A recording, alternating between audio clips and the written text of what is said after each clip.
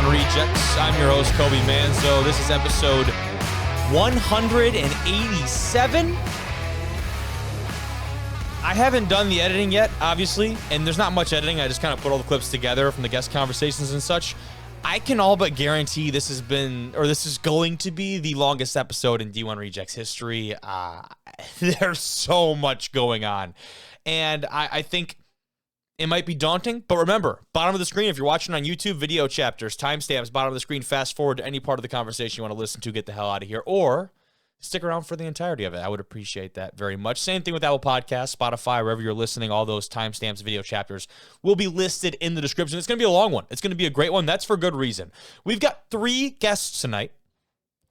Arsen Shtefan joins us, the fullback from Springfield College, the D3 level. They've been tearing it up. He's run for 1,500 yards this year. They are squaring off against a really talented Cortland squad this weekend, coming off a huge win in the playoffs. We got Jaeger from Minnesota State, the kicker, who's hit 3 game winners this year for the Mavericks, back-to-back in the playoffs.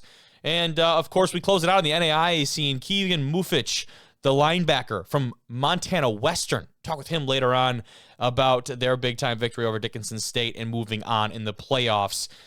Oh, man. It's the night of December 2nd. A lot going on. Trevor Lee joins me to talk D2 football. Jimmy Martin's back for D3. Matt Schwarzler for NAIA. So much going on. Playoff time, the round 2 recap, all the best football. We got highlights, graphics, all the deal, the best coverage at this level you're going to find anywhere, ladies and gentlemen. We'll do our best. We're going to cover all 32 football games. That's 8 in D2, 16 in D3, and 8 in NAIA. Per usual, if you like this, stick around, hit the like button, subscribe, do all the stuff, hit all the buttons, do all the things. But otherwise, thank you very much for tuning into this episode. It's going to be a fantastic one. A lot of work went into this one, a lot of prep time. So really appreciate you guys tuning into this. But enough of that. Let's get right into that first guest conversation. All right, joining the show tonight, this guy, he's hit more game-winning kicks this season than most kickers make in their lifetime from Minnesota State. It's Jaeger. What's going on, man? What's up? Dude, excited to get you on here. And like I was telling you before we got going, refreshing Twitter and seeing one is cool. Watching them live, whole nother experience. I'm sure being under the helmet, it probably trumps all of that, though. 100%, yeah. It is surreal. I believe it. First, it was a 31-yarder against Bemidji earlier in the year. Then it was a 34-yarder takedown Augustana just a week ago. And now 32 to ice the game against the Thunderwolves, dude. I mean, back-to-back. How do all those reps prepare you for these moments? And do they get any easier? I definitely say they get a little bit easier. Okay. But it's still, like, the most stress that you're going to have. Yeah. For sure. Like, when I hit the one versus Bemidji, I'd already been in that situation last year because I'd hit one versus Moorhead.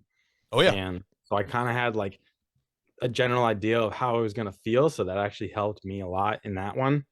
But, yeah, still every time I get out there, like, I'm just trying to clear my head and not focus on the actual moment that's happening right now because it is pretty stressful.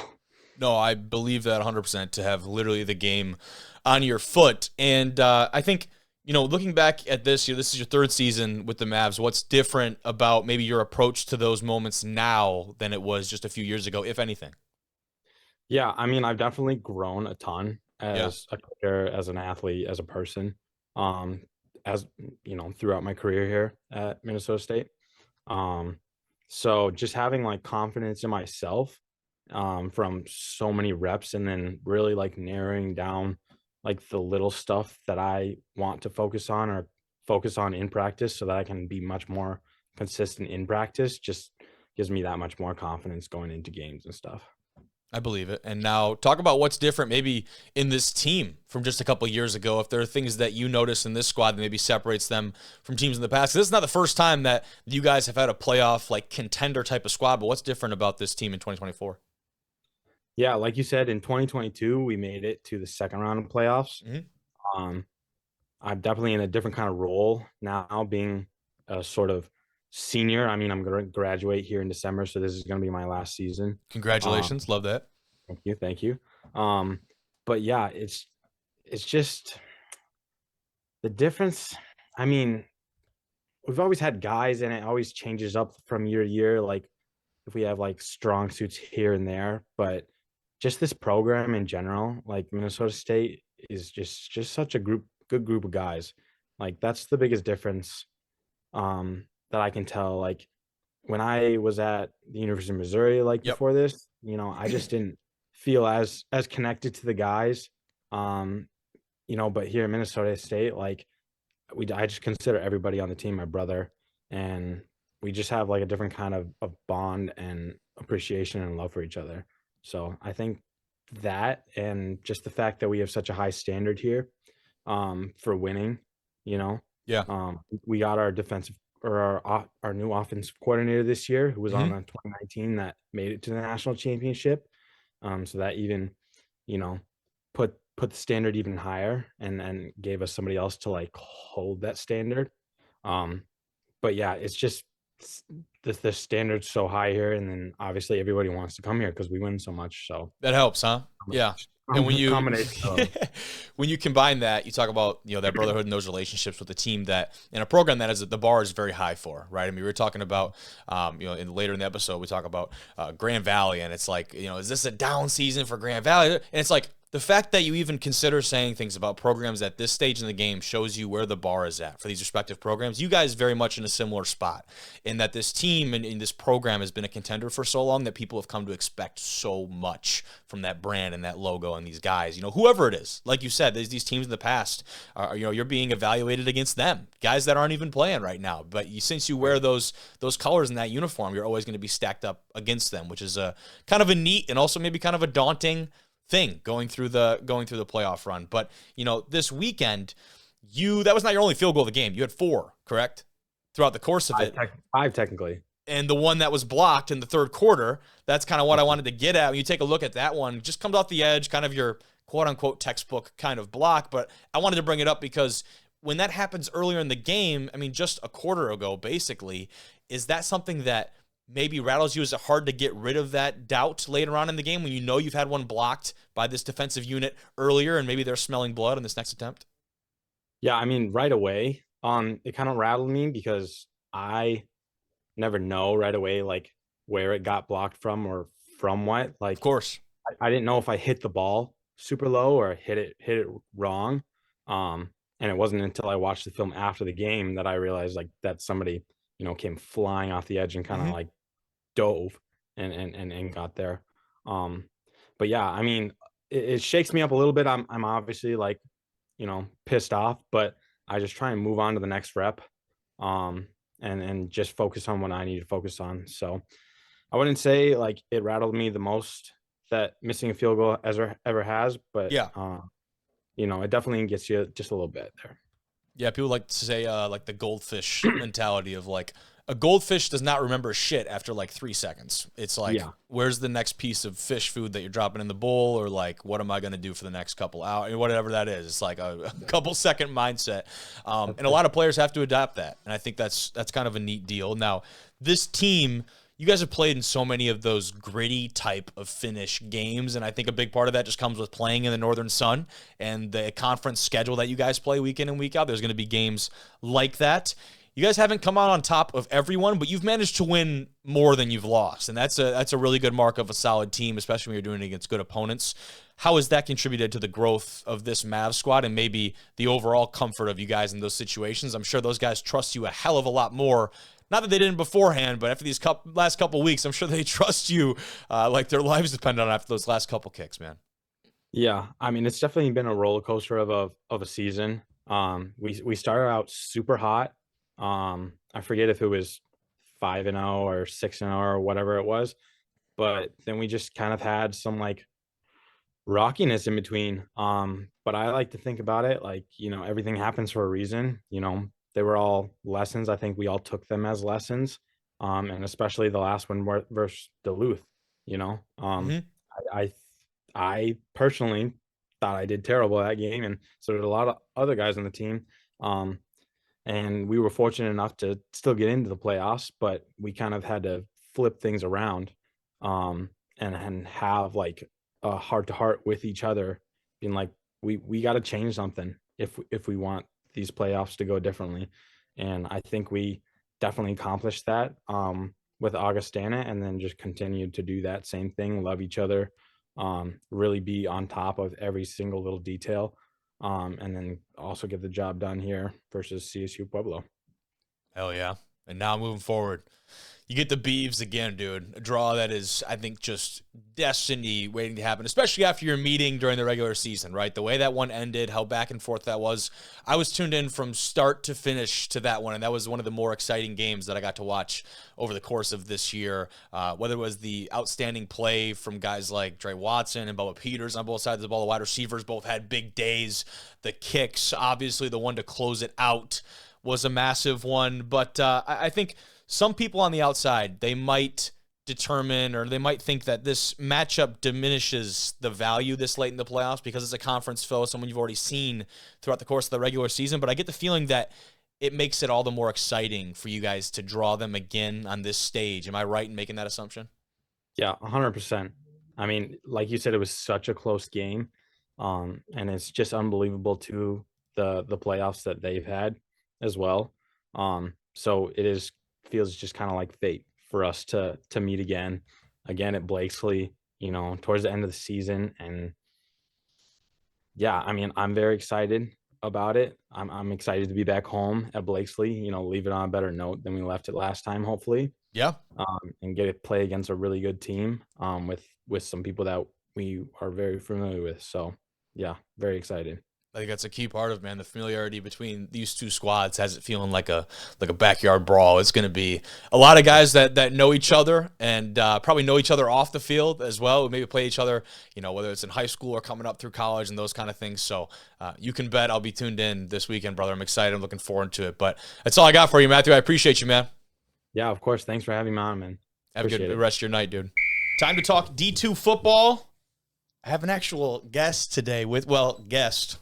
I get to call you a guest? I don't think I'm a guest. Okay. Well, I do live in this house. I have a partner to talk about D2 football with today. Trevor is back.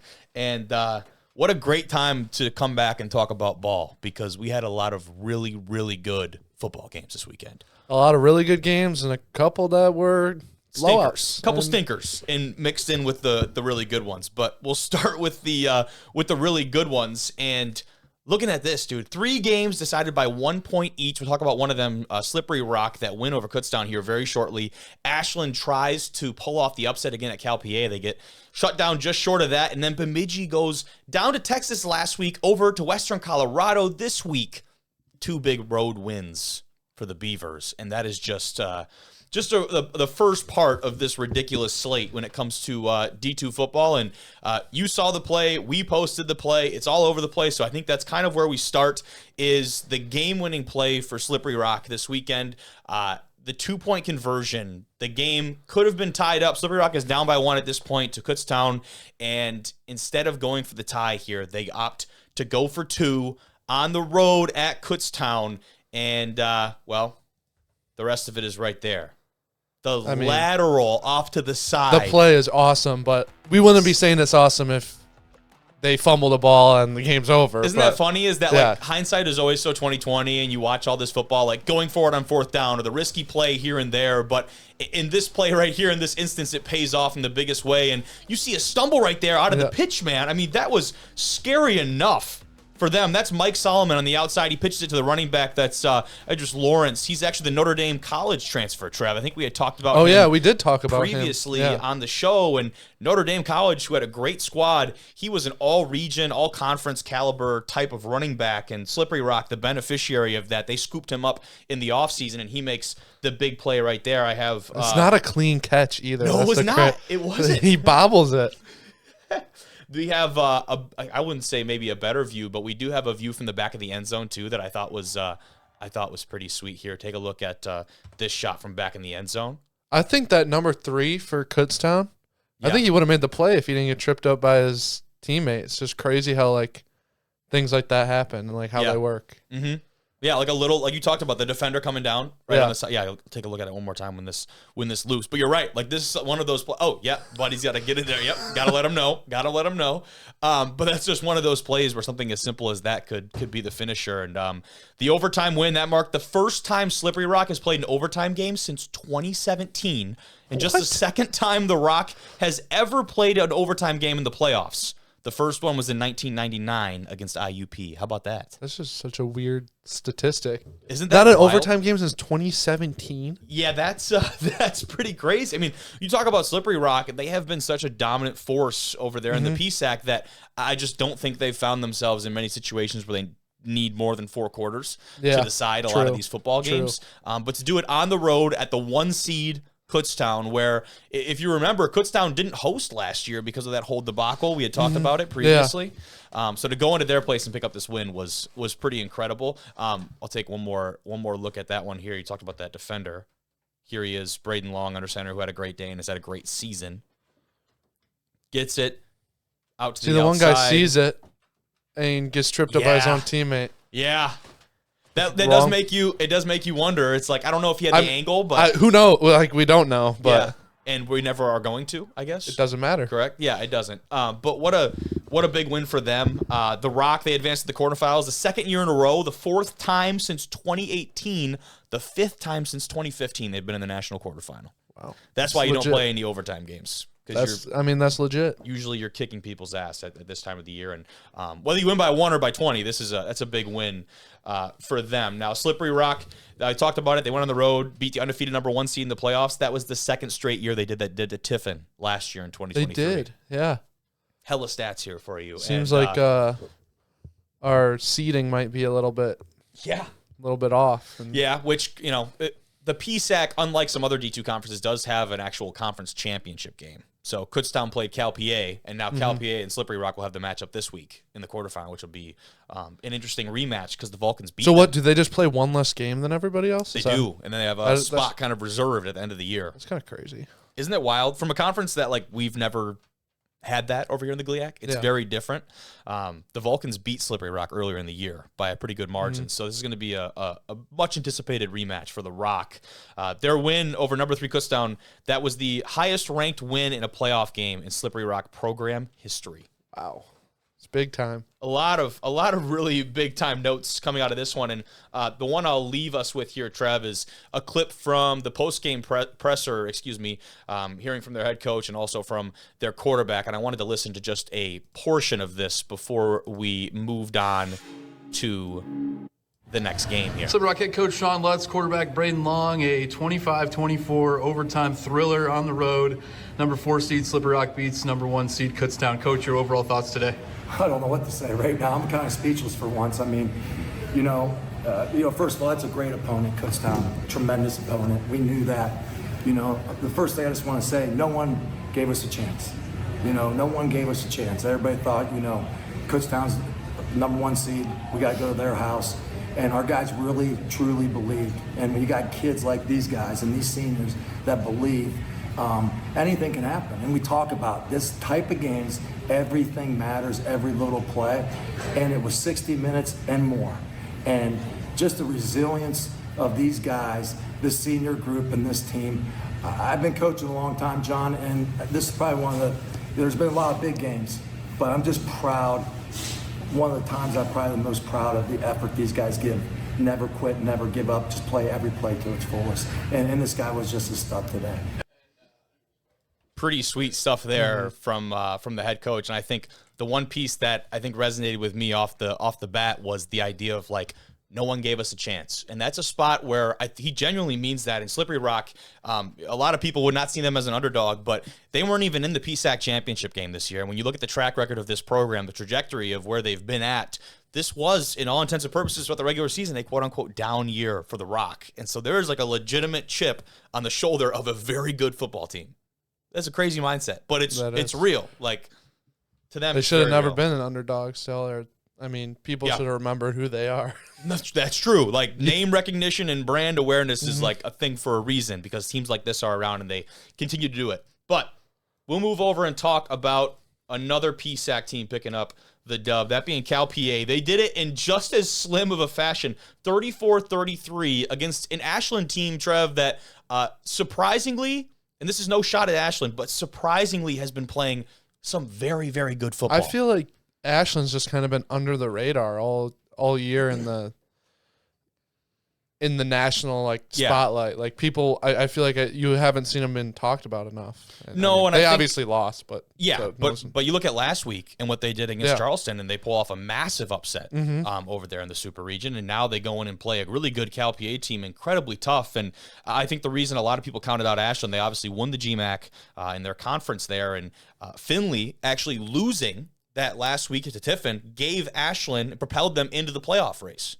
They weren't really quote unquote meant to be there, which is crazy because they won the conference. And that late loss to Walsh, I think, is what a lot of that doubt goes back to, because again, that's a bad loss. That's you said it. That's a tough loss, and it's a Walsh team that is not nearly to the caliber of some of these opponents they're playing. And I think that just boils down to playing to the level of your opponent. But I mean, it obviously fired that, put a little bit of fire under their ass, and they played better the last however many games. Ashland led this game by 12 with under 14 minutes to go in the fourth quarter. Wow. So 2-possession game. Then the Vulcans, they intercept passes on back-to-back drives in the fourth quarter, brought it back, end up scoring the game winner. And that hurts. I mean, I wasn't tuned into the end of this one. I had to go work my real job. But damn, that really hurts. That really hurts. Back-to-back picks, and they go down and capitalize on the other side of the field. The Vulcans, though, they advanced to the regional championship for the 5th time in their school history. 4th victory this season by 4 points or less for Cal PA. There's a lot of these narrow margins. Ashland finished the game with 501 yards of total offense. That's the most allowed by Cal this year. And Cal, this is a good stat for you here, Trev. They're going to play this weekend their 7th game in a row at home. What? Against Slippery Rock. Their 7th game in a row at home. 7th home game in a row. So you had it must have been the last 4 regular season games must have been at home. Yep. And then they've PSAC championship, the 5th. First round of the playoffs, the 6th. And now this. Oh, no. Wait, no. So the last 3 home games. Yep, sorry. Then PSAC championship and then the playoffs accordingly. Yeah. Your 7 last games. Wow. Have been at home. That is a great advantage for that Cal PA squad. And I believe it's Davis Black, their quarterback, who I have not been hip to throughout the course of this season. That is very much my fault. He has been balling over there. 17 for 27 in this one, 275 and 3 touchdowns. Did have 1 interception on the day. But I talked about it. The Vulcans, 3 turnovers, 3 interceptions for them, and their defense stepped up in a big way. Yeah, they might have given up 501 yards, but in the long run, they gave up. They got 3 turnovers, and they won the football game. So. They did. They did. Bend, don't break. Yes, that's like pretty textbook. Textbook. It is. 3 different guys with interceptions.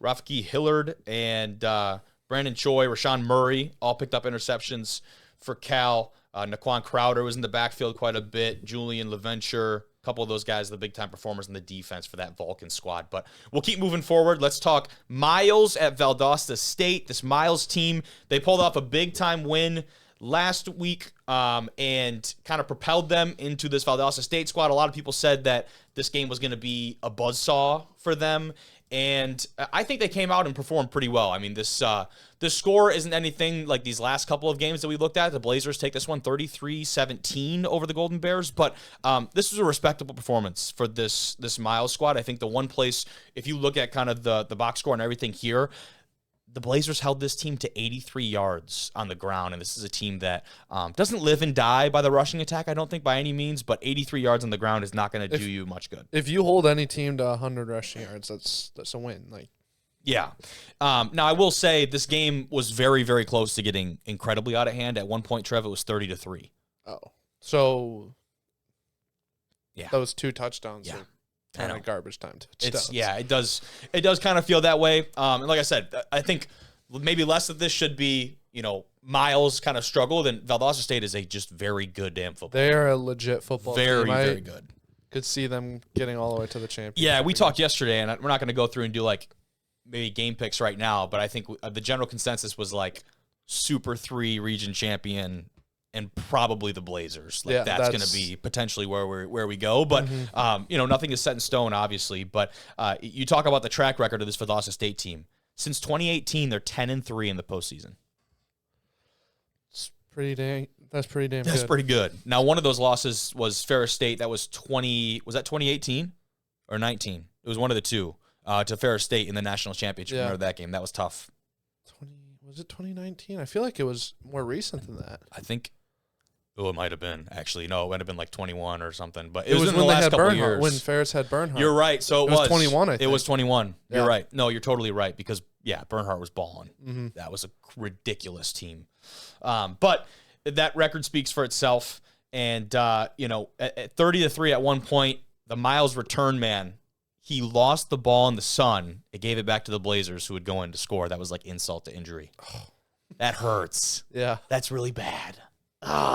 But yeah, I mean, this Valdosta State team, I think the general consensus, listening to the guys over at d2football.com, I mean, when I, just off the rip, when I ask you, like, what is Valdosta State, what does their offense look like, it might be something different than maybe what we've seen this year, in that Valdosta State, we've kind of come to associate with the flashy kind of passing attack with a marquee quarterback and signal caller that makes a lot of these, deep down the field vertical type plays. This Valdosta team is a lot better in the trenches, I think, is the general consensus around the Blazers this year. I think is a higher recipe for success the further you go into the postseason. And that was the biggest dig on them heading into that Ferris State game, right? They got destroyed in the trenches because look at, and that's where Super Region 3, these teams separate themselves. The Hardings, the Grand Valleys, the Ferris, the Pitt States, those teams of the world, that's where they win and lose in the trenches. And again, the general consensus from what I've seen, this team has made major strides in both those departments, offensively and defensively. And I think it's starting to show dividends. I mean, you're up 30-3 against a team like this, who is second round of the playoffs, and they only have 83 rushing yards on the day. Like you said, some of that probably was in some minutes that equate to a little bit of garbage time. So that's a good indicator. Yep. Moving forward, though, how about Virginia Union at Lenoir-Rhyne?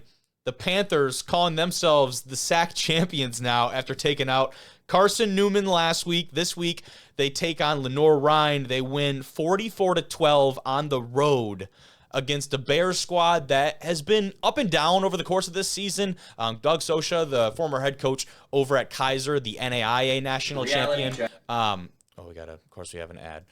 Took over for this Bears team this year, and the trajectory has kind of been all over the place. I think it's been a lot of figuring themselves out for this Lenoir-Rhyne squad over the course of the year. And in this one, I think you've got to give credit to a Virginia Union squad that dominated the physicality, I think, of this game. But defensively, Trev, when I was watching this one, I don't think you tuned into this one, but when I was watching this game, I didn't get to tune into any because I don't have ESPN Plus. I have Flow Sports, but then we get to the playoffs and we have to have another streaming service. We're not going to get into that, though. It doesn't bother me or anything. Virginia Union in this one, you just saw the man right there himself. Jada Byers got things going for the Panthers, was a monster. But Lenoir-Rhyne responds, deep threat down the middle there. Virginia Union kept at it, though, right on the ground. You see them punch it in from about the 8-yard line there, and the Panthers were absolutely rolling. And the suspect tackling, I think, from Lenoir-Rhyne was one of my key takeaways from this one. The defensive secondary were just unable to make plays at key points throughout this game, and they have some playmakers in the back half of that defense, but I think, kind of like I mentioned, it was just a suspect performance from that defense, and one that I don't think we've come to associate with this Lenoir-Rhyne squad. And you look at Virginia Union, they stringed together some consecutive games on plays. They finished with a touchdown early on in this one. A key point in this one, Trev, that, again, you didn't see, but I kind of made a note of it as I was watching the game, and this felt like a pretty pivotal moment for Lenoir-Rhyne. They had the return man, Sonja Yates, or Sonja, I'm hopefully pronouncing that one correctly. He grabs this one. He's probably one of the more dynamic playmakers down there in the SAC. He grabs this one and starts going up the right sideline. Seemed to pull a hamstring or something along those lines. He doesn't do that there. I would be willing to put a large sum of money that he scores. Mm-hmm. And so that is a potentially touchdown-saving injury. Yeah. Don't hear that too often. No, I don't think so. But that was a big-time play. I think Virginia Union is another one of those schools that kind of nobody really thought they'd do anything once they got to the playoffs, and they've kind of proved themselves for sure. Yeah, I think the expectations for that team were, from an outside perspective, people outside of that building were incredibly low at the course of this season. And, when you look at this quote that we posted from their head coach over there, Alvin Parker, he said, back in August, I said this was a team that could compete for the national championship. I think some people laughed at that. That's what he said in the postgame presser. I absolutely love that mindset out of him. And like we said in the tweet, my man's keeping receipts. Mm-hmm. You have to.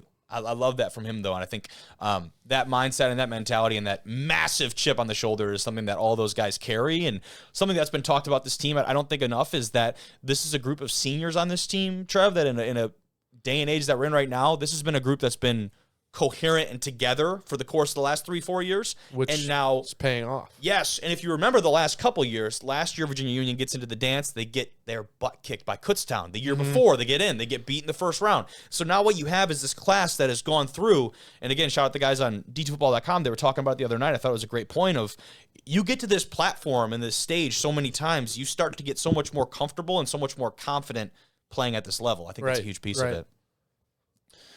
Some other notes from them. Obviously, Panthers in the NCAA playoff quarterfinals for the first time in their school history. And Alvin Parker, that head coach, he's been leading the program since 2017. He's also the associate athletic director for the Panthers. Kind of an interesting one. That is interesting. You don't see that very often at the D2 Probably level. gets a lot of things clear that a lot of other schools don't. Like, I don't know. Not saying getting away with stuff, but I don't know where that's you're not what going. I'm trying to say. But just like, like the whole dance with like paperwork and whatever, like it's probably a little bit smoother for the football program. To have someone like directly in the mix and involved. Yeah, like is huge. there's not that communication between the coaching staff and the athletic administration because he's both. So no, he is. He absolutely is. Let's move over to one of those quote-unquote stinkers we talked about earlier. And I will say, before we talk about that, this was a fun game to watch. And this game started off incredibly back and forth. And the game I'm talking about is Central Oklahoma making the trip up to Big Rapids, Michigan to take on Ferris State. And the final score of this one, Trev, is ridiculous. 78 points to 17. Ferris State takes it in a landslide. But not going to say I know what it feels like to get scored by 78 on Ferris State. But I know it's not a great feeling. Not that I would know, but it's not a great feeling. That is what you call a, what is that, a primary account or a primary source? Yep, I may be a primary source. Let's talk about this game, though. The Bulldogs looked absolutely dominant. It wasn't like that throughout the entire course of this game, though. You see him come in and score. Trinidad Chambliss had himself a day on the ground for the Bulldogs, but Central Oklahoma responded early on. They drove right down the field in the opening possession, and these are a lot of the Ferris highlights here, of course, so you won't see it as I go. This run running into the umpire was awesome.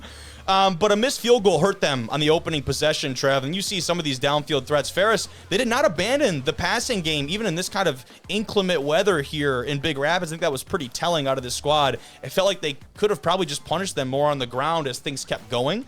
But they didn't abandon that pass game. I thought it was big.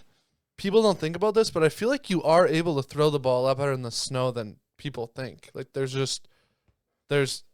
like, the rain is way harder to throw the ball, in my opinion. Yeah. Like, the snow, I think you can, as long as there's no high winds or anything, like, you can sling the ball a little bit in the snow. Yeah, I think the biggest challenge for most quarterbacks is probably going from maybe not wearing gloves to wearing a glove and throwing, if you, like, kind of choose that, or you go with, like, the little belt hand warmer type route. It didn't seem to bother Chambliss at all. You might have just said this, but Central Oklahoma was winning at one point, weren't they? In the very beginning? Yeah, you look at Central Oklahoma took a 10-7 lead. Yeah, so I'm right at the start of the second quarter. I keep checking the scores, 10-7, and I'm watching. I keep checking other games, watching other football. I check it again, and it was like 28 to 10 or whatever. Like, and you're like, holy! I was like, what the heck just happened? And then I check again, it's like 44 to 10. I'm like, it just kept getting worse and worse. Yeah, I mean the kind of the cliff notes of it. I said it. They drove right down on the opening possession, and I gave them credit because Jet Huff, for them and their offensive play calling, that staff, they took a shot on the first play, right down the sideline. Terrell Davis, their best receiver, the best in Division II, right down the left sideline. They take a shot, dropped it, and that could have been a big-time 20, 30-yard type of play. And kudos to them for taking a shot right off the bat. You're on the road, and you try and pull off that kind of deal. But as we get going, and Buzz tries to sneak in, as they kept going, the Bulldogs, their ensuing drive is kind of just what we've come to expect from them, right? I mean, physical, punishing. It felt like the Ferris team, we've talked about it. It feels like they're kind of built for this type of weather. Oh, absolutely. You keep going forward, though, in this game. UCO, I think a big telling point of them, they weren't phased. They had a screen pass that went for a long touchdown. They took that lead in the second quarter, and offense is getting explosive plays on both sides of the ball. Not typically what you come to expect from a Blizzard-type game. The offenses were both hitting like some really big plays, but the Ferris State defense, they step up. They had a strip sack in Bronco territory. They set them up with a short field, another touchdown, 2 picks for the Ferris State defense. I think that was kind of the nail in the coffin early on. It started to take its toll before halftime. It was getting ugly and just some tough reads there. I think this really showed how dynamic that offense is. So like from Ferris, yeah, they can do everything well, in my opinion. They run the ball efficiently, throw the ball efficiently. It's going to be interesting to see next week. It definitely will be. This is the turnover belt from that Bulldog squad over there. That it got like a WWE type look to it.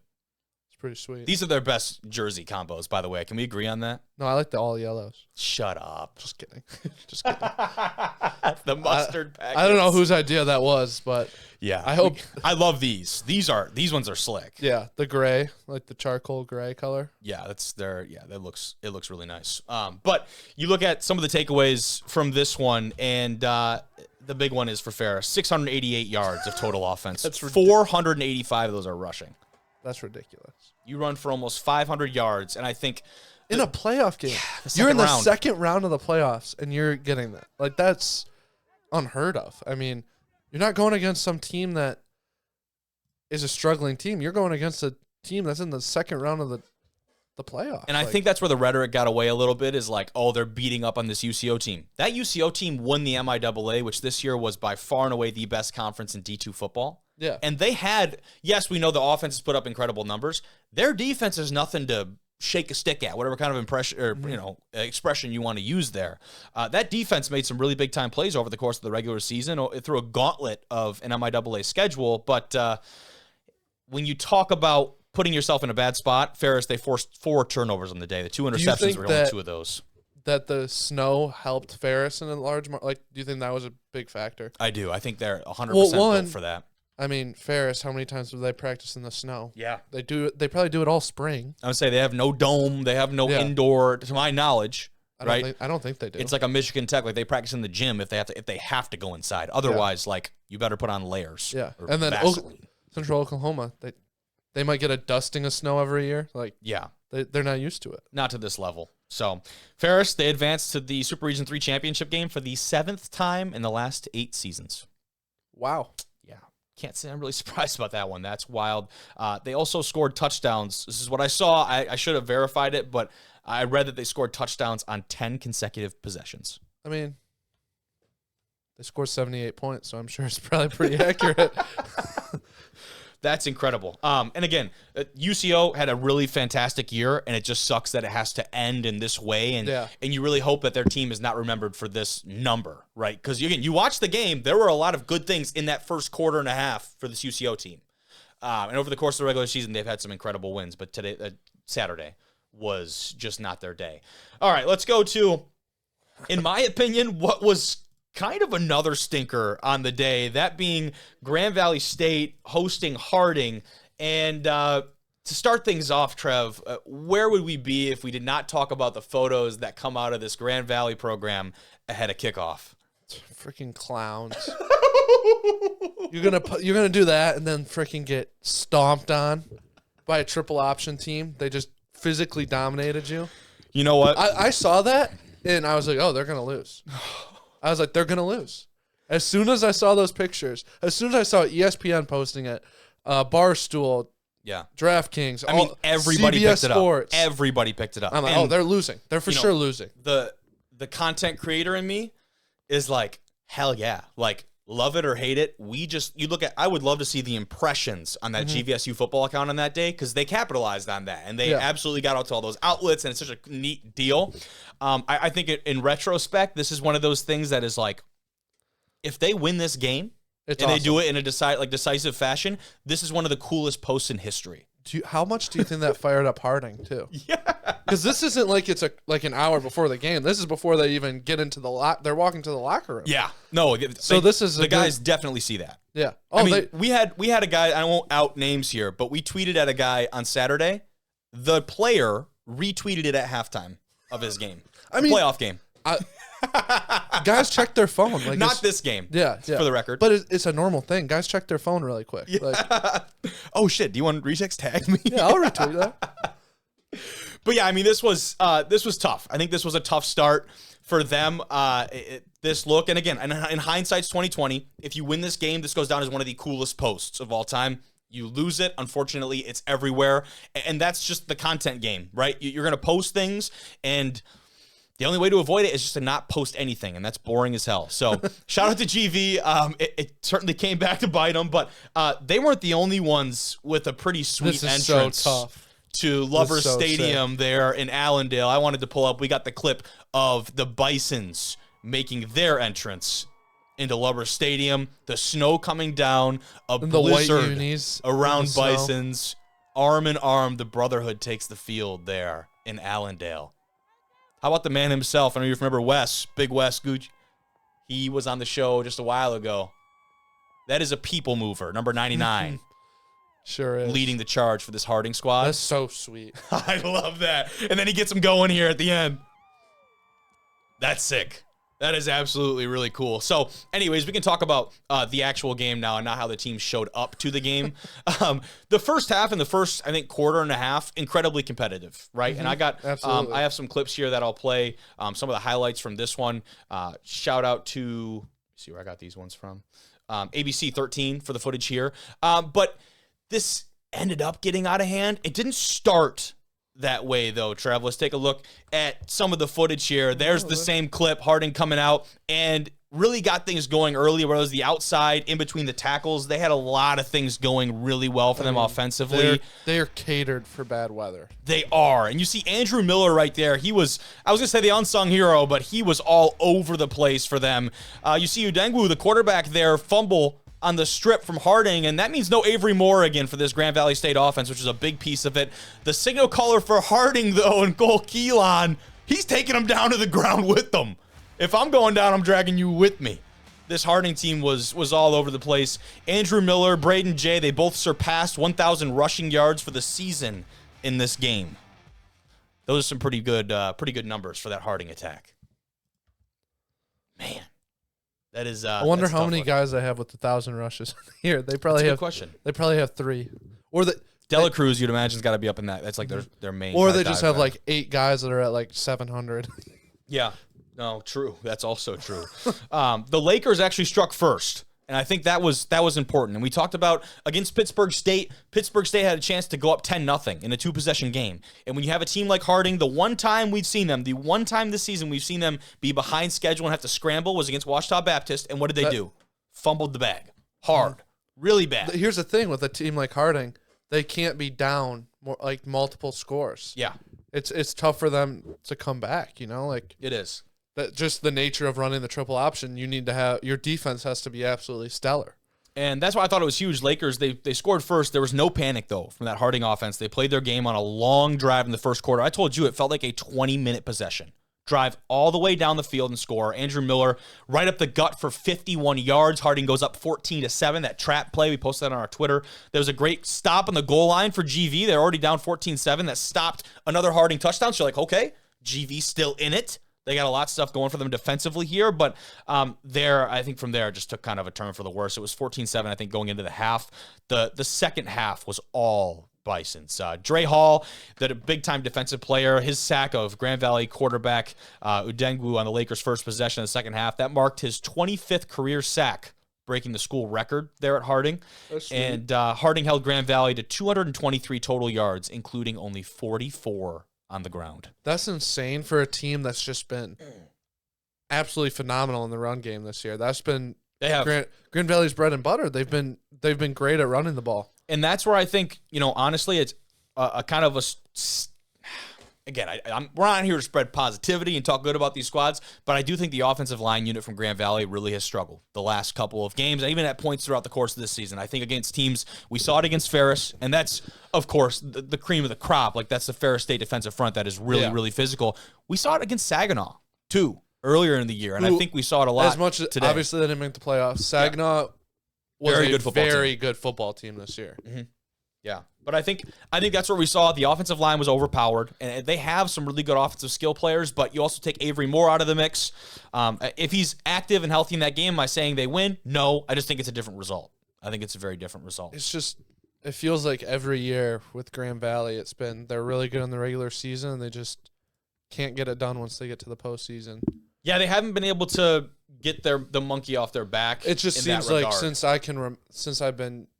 Yeah, Like which is very recent history, right? Like because they've obviously had so much success. And they have, but just in the past, I would say probably, I don't know, let's say 5 to 8 years. It seems like it's been the same season over and over again.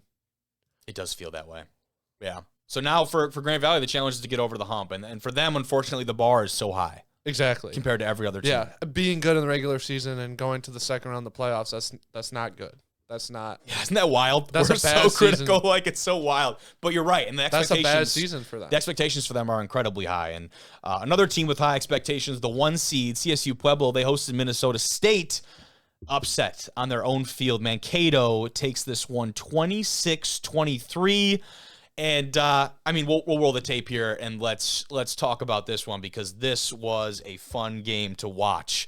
And I didn't get to see too much of it because it was the 3:00 kickoff here over there in Colorado, in Pueblo, but not an incredible amount of scoring off the rip for these squads. Mankato led 3-0 after the first quarter. You do see, though, this play was unreal. The big-time pick six from the defensive lineman, Makia Scipio. He took one 37 yards the other way. That's the interception for the touchdown. And this attack from CSU Pueblo has been really good throughout the course of the year. Roman Fuller and Reggie Retzlaff on the outside. Those have been some big-time targets. But Zach Rakowski, Howard Russell, those guys maybe didn't get as much pub over the course of the season. That, though, Trev, was the kick that put it away. Matty Ice, they're calling him over there at Mankato. His 3rd game winner of the year. That's puts big it away time for the Mavs. Those uniforms were clean for CSU Pueblo. Yeah, you like those? The Reds are sweet. Really clean. And they have a powder blue that I actually think might even be better. They are better, actually. we were, who were we watching? We were watching film this year. Someone was playing CSU Pueblo, and I'm like, those uniforms they're sweet. They're legit. They're very cool. So you look at this one. This game, Pueblo led 13-6 heading into halftime. Then it was 16-6. The fourth quarter, though, Minnesota State comes out and scores 20 in the fourth quarter to 7 of the Thunderwolves. And that's where you put it away. A kick with a minute to go in the fourth quarter ties it up. And then as time expires, that was the game winner. What a swing. What an absolute Those are two swing. just very good football teams. Yeah. Oh, like absolutely. Very good football teams. Yeah, and that's like this Minnesota State team has found themselves in so many just gritty positions over the course of this year, and we talked about it. That was the 3rd game-winning kick, meaning that was the 3rd game that came down to the final play as time expired. And when you have a team that has been through so much of that, you're so comfortable in those situations, I feel like. Mm-hmm. Absolutely. Man, that was the scene from out there in Pueblo. But they couldn't have had that many fans that traveled out there. You would think, right? It's not like they're going to drive. No. You got to fly in. You'd imagine, but I guarantee there's some that made that trip like that. Finally, another NSIC opponent, Bemidji State, goes into Western Colorado, pulls out the also 1-point win over the Mountaineers and what's a really, really good Western Colorado squad that has made a lot of noise in the RMAC this year. We've kind of seen the passing of the torch in the RMAC from the Colorado School of Mines to CSU, Pueblo, of course, but also this Western Colorado team. Very back and forth ball game to start. Western, they were leading 19-7 near the end of the third quarter. Bemidji bounces back in a comeback victory, but they have now won. They've won first round games their last 4 seasons, Trev, but this is their first trip to the quarterfinals in program history. Wow. So I equate this very much to, we talked about Virginia Union earlier. Yeah, kind of the same thing. They couldn't win that first round game. They do it. I think this is the 3rd year they finally punched through. Bemidji State has been there. They've won the first round, and now this is finally the time they punch through to that quarterfinal round. Which is funny that, earlier this season we were talking about how, oh man, Bemidji, they might have a down year this year when they had that close game to Tech. Now, we're not saying Tech is bad. But we didn't think Tech, in the grand scheme of things, is not a national contender. No, not at all. No. So I was thinking Bemidji, man, they're gonna have a down year this year. I was wrong. I was very wrong. The play of the game here, Gabe Ward for Bemidji, 75-yard fumble recovery tud with about 4 minutes to go in the fourth quarter. That's sweet. That is sweet. And I do believe the starting quarterback for Western, I believe, came out of the game, which was a big part of it. But that's, regardless, a very good football team in their own building. Bemidji State, they came into the playoffs unseeded. They've taken down the number 2 and number 3 teams in the region so far. Wow. That's pretty good. The 2 teams remaining in Super Region 4 were both unseeded and are both obviously NSIC foes. Now the Beavers play Mankato. They beat Bemidji State earlier on a walk-off field goal. That was one of the games. It'll be interesting to see how that game goes. That'll be a great game. I'm really excited about that one. So to close things off, this, Trev, is what we're looking at for the Elite 8 in D2 football. I mean, I would ask you which one you're most excited for. I think I know the answer. What is it? Harrison Harding. Of I would course. imagine that game is going to be I'll watch ridiculous. the triple option any day of the week. I love that. But I would say, honestly, this Minnesota State-Bemidji State matchup is number 2 on my list. Those 2 games are going to be... I like that a lot, and I'm very, very curious. I think it's the right word, this Valdosta State-Virginia Union matchup. I'm to be honest, very curious. I can't tell you. I don't really have, like, even if we were doing picks, Yeah. I don't know who I'd pick. In For that Super Region 2? I think for any of these games, Really? in my opinion. Fair. What is wild is 2 of these games happened in the regular season. California beat Slippery Rock. Minnesota State beat Bemidji. It's hard to beat a good team twice. It is. Even harder to do it 3 times. That happened in the D3 playoffs, by the way. I don't know if you knew that. I did not know that. Mary Hardin Baylor and Hardin Simmons played twice during the regular season, played a 3rd time in the playoffs. That's crazy. Hardin Simmons won both regular season games, And then lost in the... lost in the playoffs. It's really hard to beat a team 3 times. A good team 3 times. That's tough. But thank you, Trev. That's all I got. Also joining the show tonight, you've heard people talk about someone they wouldn't want to meet in a dark alley. If you met this guy in the A-gap, it's already too late. From Springfield College, it's the fullback himself, Arsen Shtefan. What's going on, man? How you doing? How you doing? Dude, I'm excited to get you on here. I told you before we got going, I have been able to watch at least, again, not like the whole film cut up, but I've been seeing the highlights this year. It's hard not to. You guys are playing a really fun brand of football, so thank you for coming on here. I'm excited. Yeah, of course. Of course. I love it. You guys, you won your 5th NEWMAC title this season since 2017. Talk about the trajectory of this squad, where this team's going. I mean, you're still in the thick of it right now, so we're not talking retroactively, but talk about feels like this team is just still on the up. I mean, we just have we have an older squad, a bunch of 4th years and 5th years because of COVID, so it all kind of just lined up that way. And we're just kind of just taking it where it goes. You know, the momentum. It's a momentum train right now, so we're just kind of riding that and seeing where it's going to take us. We're just taking it 1 week at a time, and keep winning games hopefully. So the momentum train is a good way to put it. And watching you reminds me of a guy that they used to call A Train, my friend. No, that is, yeah. As someone else who also wore 40 throughout playing ball, I mean, that was my guy that I loved watching play. And that's what it is with you. And before we get talking about your team in this playoff run, how about not 1 but 2 1,000-yard seasons for you, my man? First of all, congrats. But talk to me about what has allowed you to achieve that kind of success on the field when it comes to your support system, your teammates, coaches, family, kind of that deal. But also, personally, your physical and mental preparation, what goes into that? Yeah, I mean, obviously, earlier this season, really, I had a lot of self-confidence issues. Just trying to meet expectations that, I really didn't think I was going to meet. But it was really just my support system, like you said, that, had my back, and my mom, my dad, especially my dad has given me the utmost confidence to, be the best person I could be on and off the field. And I think what I try to do off the field kind of just helps me on the field because, being on that field is just 2 hours of football. You don't think about anything else. Oh yeah. So just having that mindset of just like erasing everything that's happening right now in your life and just playing football for the next 2 hours kind of helped me this year and last year. But I think working wise, I got to give all my credit to my offensive line. Absolutely. They do the dirty work.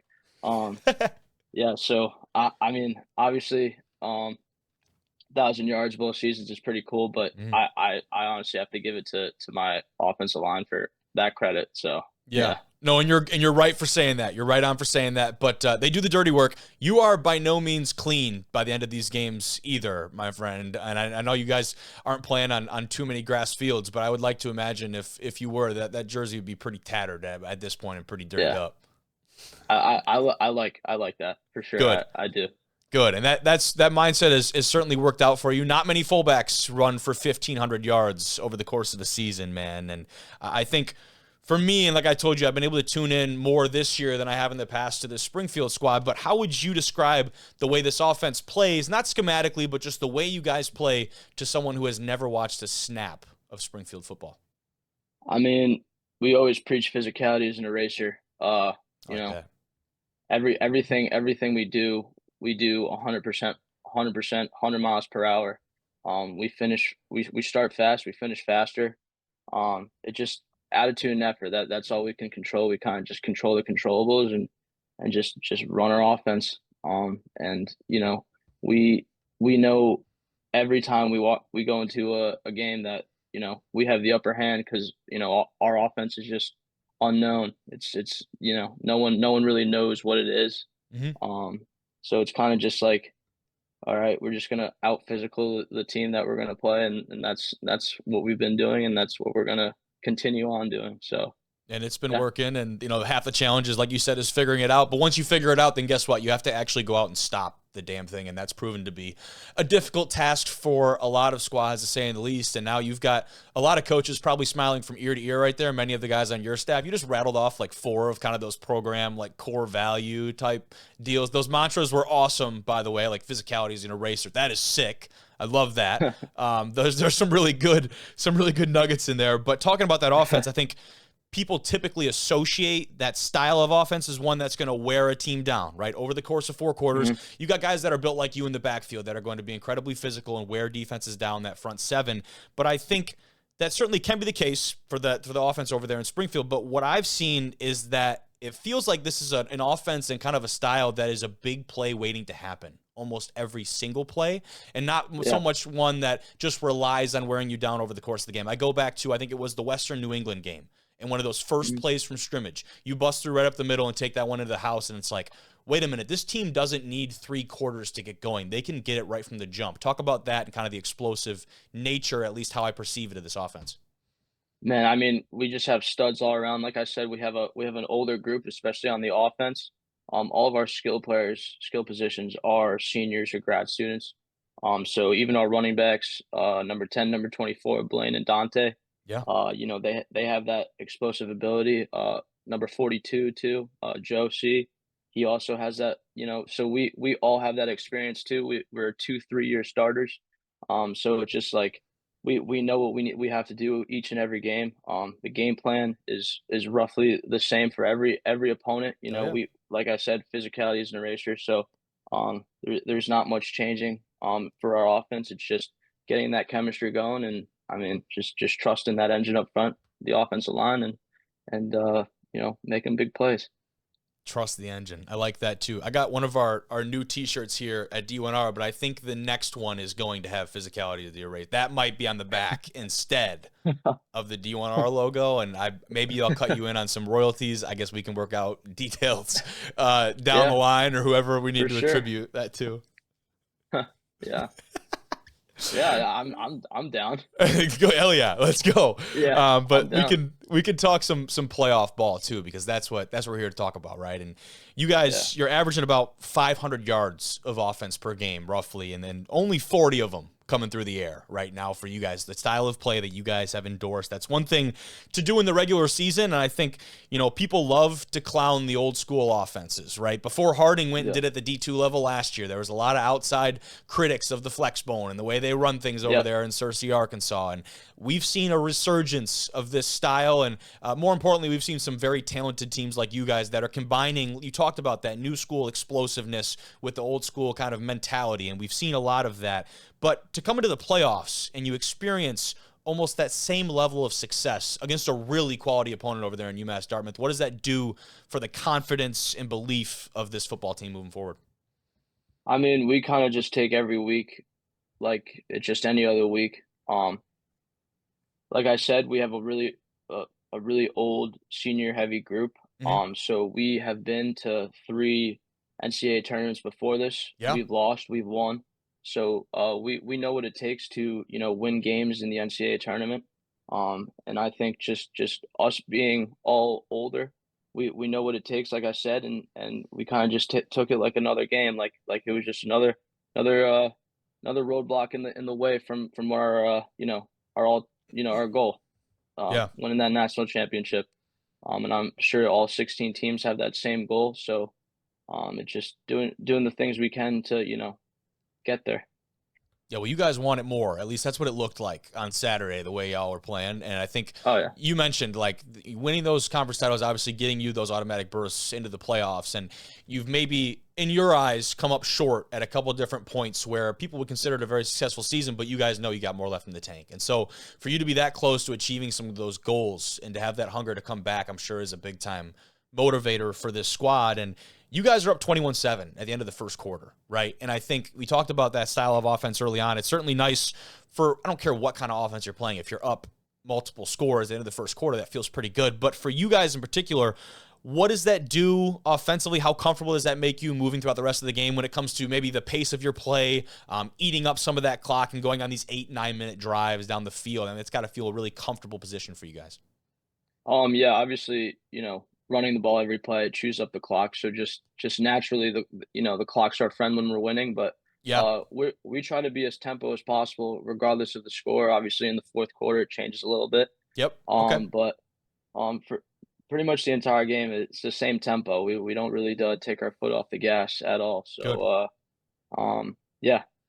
I like that. No, I like that. I think that's important because, you start, slowing down on drives and you start playing uncharacteristically, right? Why change it if it ain't broke? Then and you're up, Exactly. 2 scores. Don't switch things up. But were there any moments throughout the course of this year that you guys maybe had to come from behind from a decent deficit? And if so, how did you guys do that? Did you stray away from kind of that tempo or some of that style, or does it stick right to it?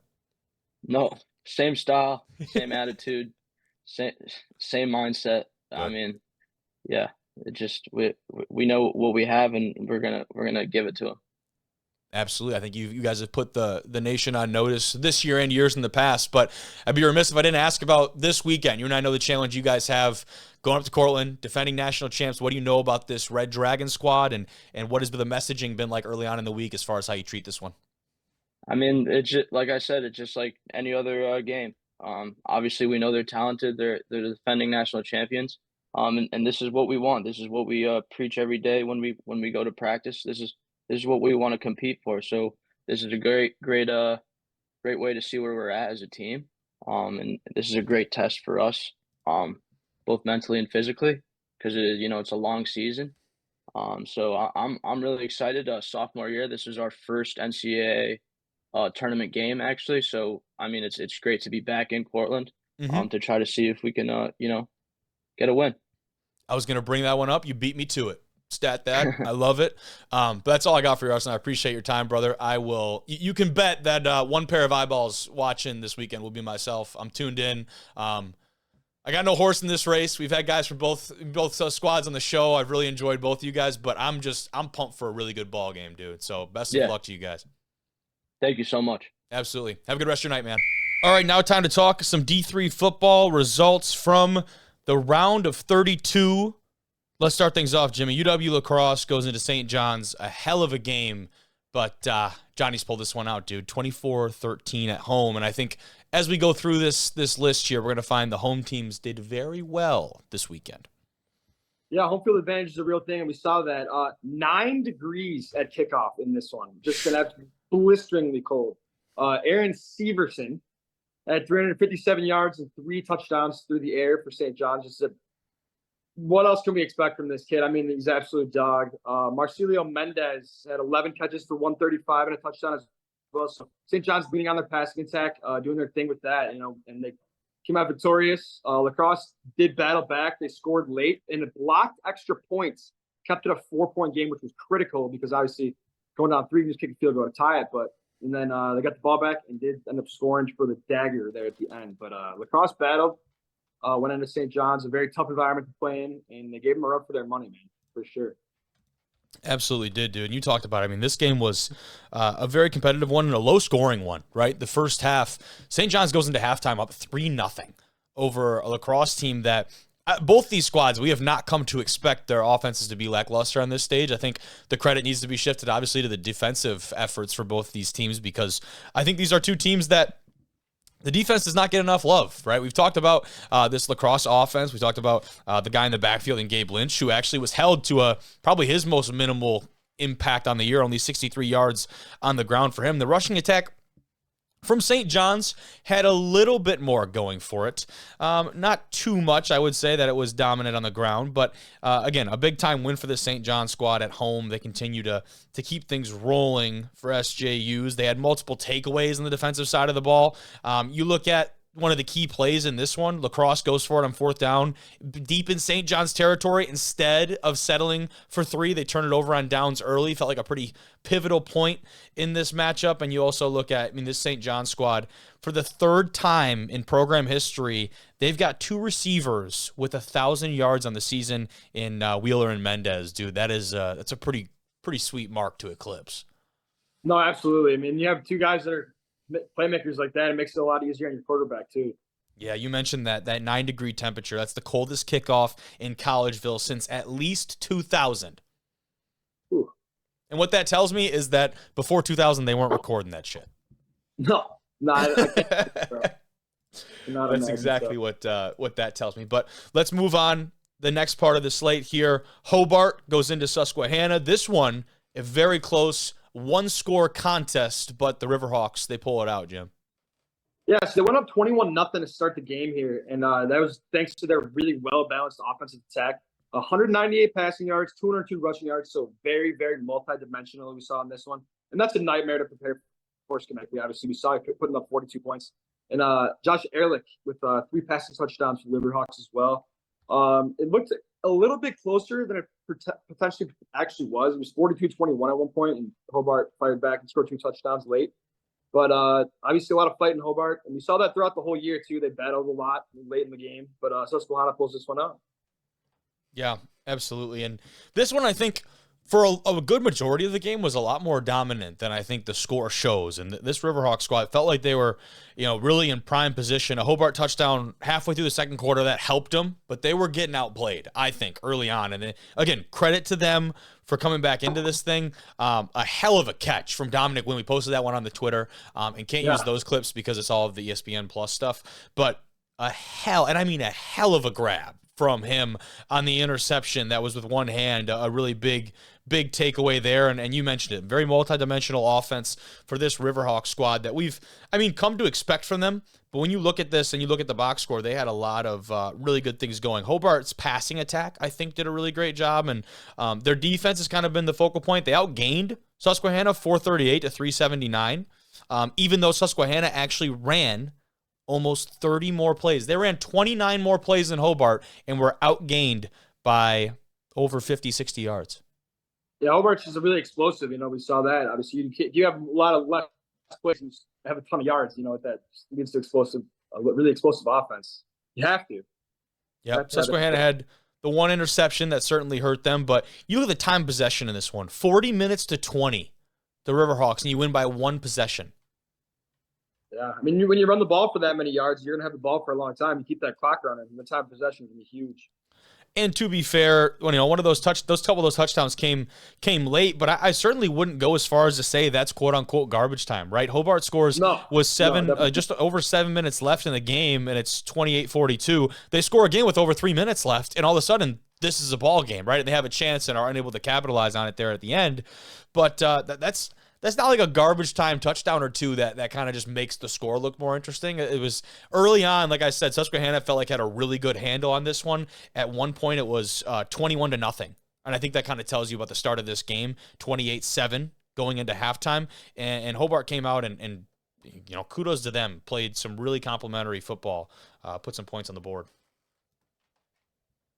And we will say, so for as far as the game picks for next week, whether we're on campus somewhere, which is the goal, or if we do another little pick'em show on like Thursday night, it'll be one or the other. So we will get to the game picks later on in the week, which will be fun. I hope so. Yeah, right. But St. John Susquehanna is going to be a fun matchup. So we won't talk about them. We won't talk about them too much here as we get going. That's the first playoff win in over 3 decades for the Riverhawks. It was 1991. It was the last time that they got it done. And Susquehanna, they scored touchdowns on their first 4 possessions. So there you go. We talked about a 21-0 start, and it was 28-7. The offense could do no wrong in the first half for that Riverhawk squad. We can move over, though. One of the 2 WIAC squads to get knocked out this round, Jim, and, of course, the Wisconsin Conference, they have no teams remaining for the first time in a while, it feels like. And I think, the kind of the rhetoric has been that there is a lot more parity in the WIAC this year than there have been in years past. And while there might not be the heavy-hitting Whitewater or La Crosse at the top, the teams in 3 through 6 have gotten a lot better. So it's not to say the conference is weak, but Wartburg did their thing and knocked the Pioneers, the WIAC champs, out of the dance. Talk to me about it. Yeah, Wartburg seems to be like the Grim Reaper of the WIAC. Like the last 3 seasons now, La Crosse in 2022, Whitewater in 23, and Pleasantville in 24. It's just, we see it time and time again, 3 years in a row now. But I found it interesting. Wartburg hadn't played them since 1955, but they've scrimmaged every year since 2008. Saw that here on your note sheet here. That was pretty telling. And Wartburg, their run defense continues to be absolutely spectacular, also generating a few turnovers as well. They held Brant Stair very quiet until the very end of the game where you scored a touchdown. But when you hold that guy to under 100 yards, let alone to only 38, you're going to give yourself a really good chance to win. And Wartburg being down their defense in their run game, and they proved again that they have a knack for knocking out those WIAC teams. Yeah, they certainly earned that one, dude. I think that's the best way to say it. And, a low-scoring affair. You talked about the teams, even though they haven't played in that long, they're very familiar with each other, right, because of those preseason kind of contests. And you look at that stat. Wartburg is 52-3 in their last 10 seasons at Walson Hoover Stadium. That's incredible. Wow. Just talk about home field advantage. And they're underdogs this week, too. Yeah. Crazy at home. That's maybe someone's got to see that stat. Some algorithm's got to see that one. They're 10-1 in their last 11 playoff games at home, and it's just really, really impressive stuff. That Wartburg squad is tough to beat, and we saw them give North Central all they could handle in that semifinal round last year, and it feels like this team is poised to make a very similar run. We had talked about that linebacker core last year. They bring back some good returners in that defensive front. They do lose some of those big pieces, but it seems like Wartburg, the Knights have rebuilt and reloaded. I'm not surprised. I'm sure you're not either. So. Yeah, I'm with you there. Now talk about Lake Forest goes into Bethel, and if I remember correctly, Lake Forest was supposed to host this game, but because of their facilities or something along those lines, this game got moved over, and Bethel gets themselves another home game. So now this Bethel Royal squad has gone from being faked out in the first round in a co-college game. They thought they were going on the road. It comes back at home. Now you're supposed to go on the road in round 2. Lake Forest not up to snuff as far as the NCAA standards go. They get 2 home games in probably the weirdest fashion possible. But tell me about this Royals win over the Foresters. Yeah, Lake Forest came out and they battled early. It was really close here at halftime, but second half, Bethel just kind of took it and ran with it. They had a really, really strong performance on the ground. Aaron Ellingson, 132 yards and 2 touchdowns for the kid. Bethel put up, obviously, 48 points, very explosive on offense. That time of possession battle was interesting. Lake Forest had won it 34-26. And I think that might have been due to the fact that they scored. When Bethel got the ball, they scored pretty quickly, especially in the second half. And Bethel also generated 3 turnovers, which was a huge telling point in this one that kind of put the icing on the cake and essentially wrapped things up. 100%. Aaron Ellingson on the ground for that Bethel squad, averaging 6 a pop. He had 22 carries for 132 yards and 2 touchdowns. Big day for him. And receiving-wise, they did a really good job of spreading the ball out. Now, Micah Newald, he had 11 catches on the day, which was a big for him. But then you go down the list, Joey Kidder, Joe Kuwaja, Will Eliason. A lot of these guys start making contributions. Defensively, had some big-time contributors in this Bethel squad. Nate Farm, 12 tackles in the day. Excuse me there. I had to read that one twice. But some other big-time moves.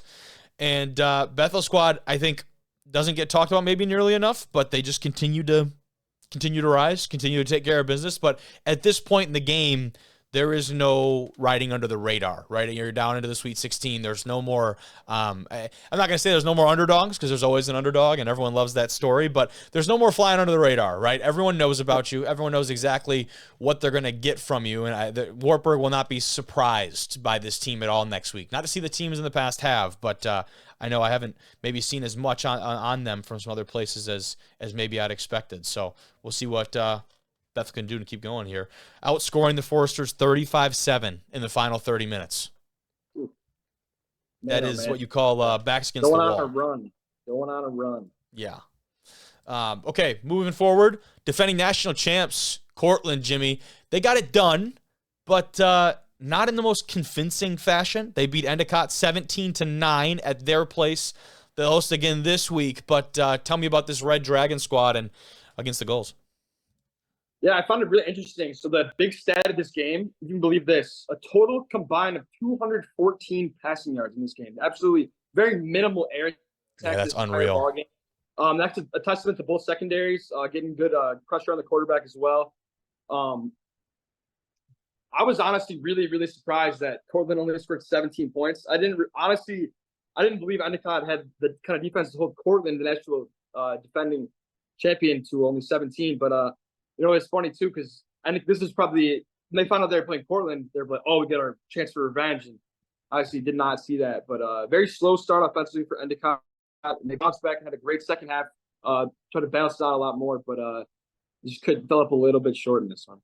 This was one that the broadcast difficulties, dude. I wish I could have watched this game. I had it sitting on the left side of my TV screen here in the basement. I was getting up all my games, and the whole time I see the damn screen of ESPN technical difficulties. We'll be right back. And eventually I turned it off. I don't know if they got the stream up eventually. I didn't really go back to check, but that was frustrating. And that's not probably not strictly an ESPN thing. It's probably more to do with, the setup at Cortland and what they had going on, but that's tough. That is really tough. And if you would have told me that Endicott held Cortland to 17, I would have been very surprised to hear that they still lost, to be honest with you. And Cortland in that first half, they had about 240 yards. It was 14-0, and things were going their way. Maybe not the way that we expected, but they were going their way. They only finished with 316. That second half, they were pretty much shut down offensively, and that was a gritty third and fourth quarter. But second straight year, Jimmy, the Red Dragons end Endicott's season in the playoffs. They ruined a lot of Cinderella stories last year, en route to becoming a Cinderella story themselves, right? You talk about an Endicott team that was a very feel-good story last year. How about Grove City? How about Alma? I mean, you go down the list of all these teams that were kind of a first-timer into that role, and Cortland being that team as well, and it looks like they're here to ruin a bunch of Thanksgiving and Christmas wishes once again. Yeah, well, then we'll see, obviously, next week in Springfield, they can do the same. So. Yes, that one, very excited about. Had Arsen on the show tonight, and watching him play, Jimmy, is fun. Watching him play football is fun. As a guy who likes to run in between the tackles myself, that dude is a beast.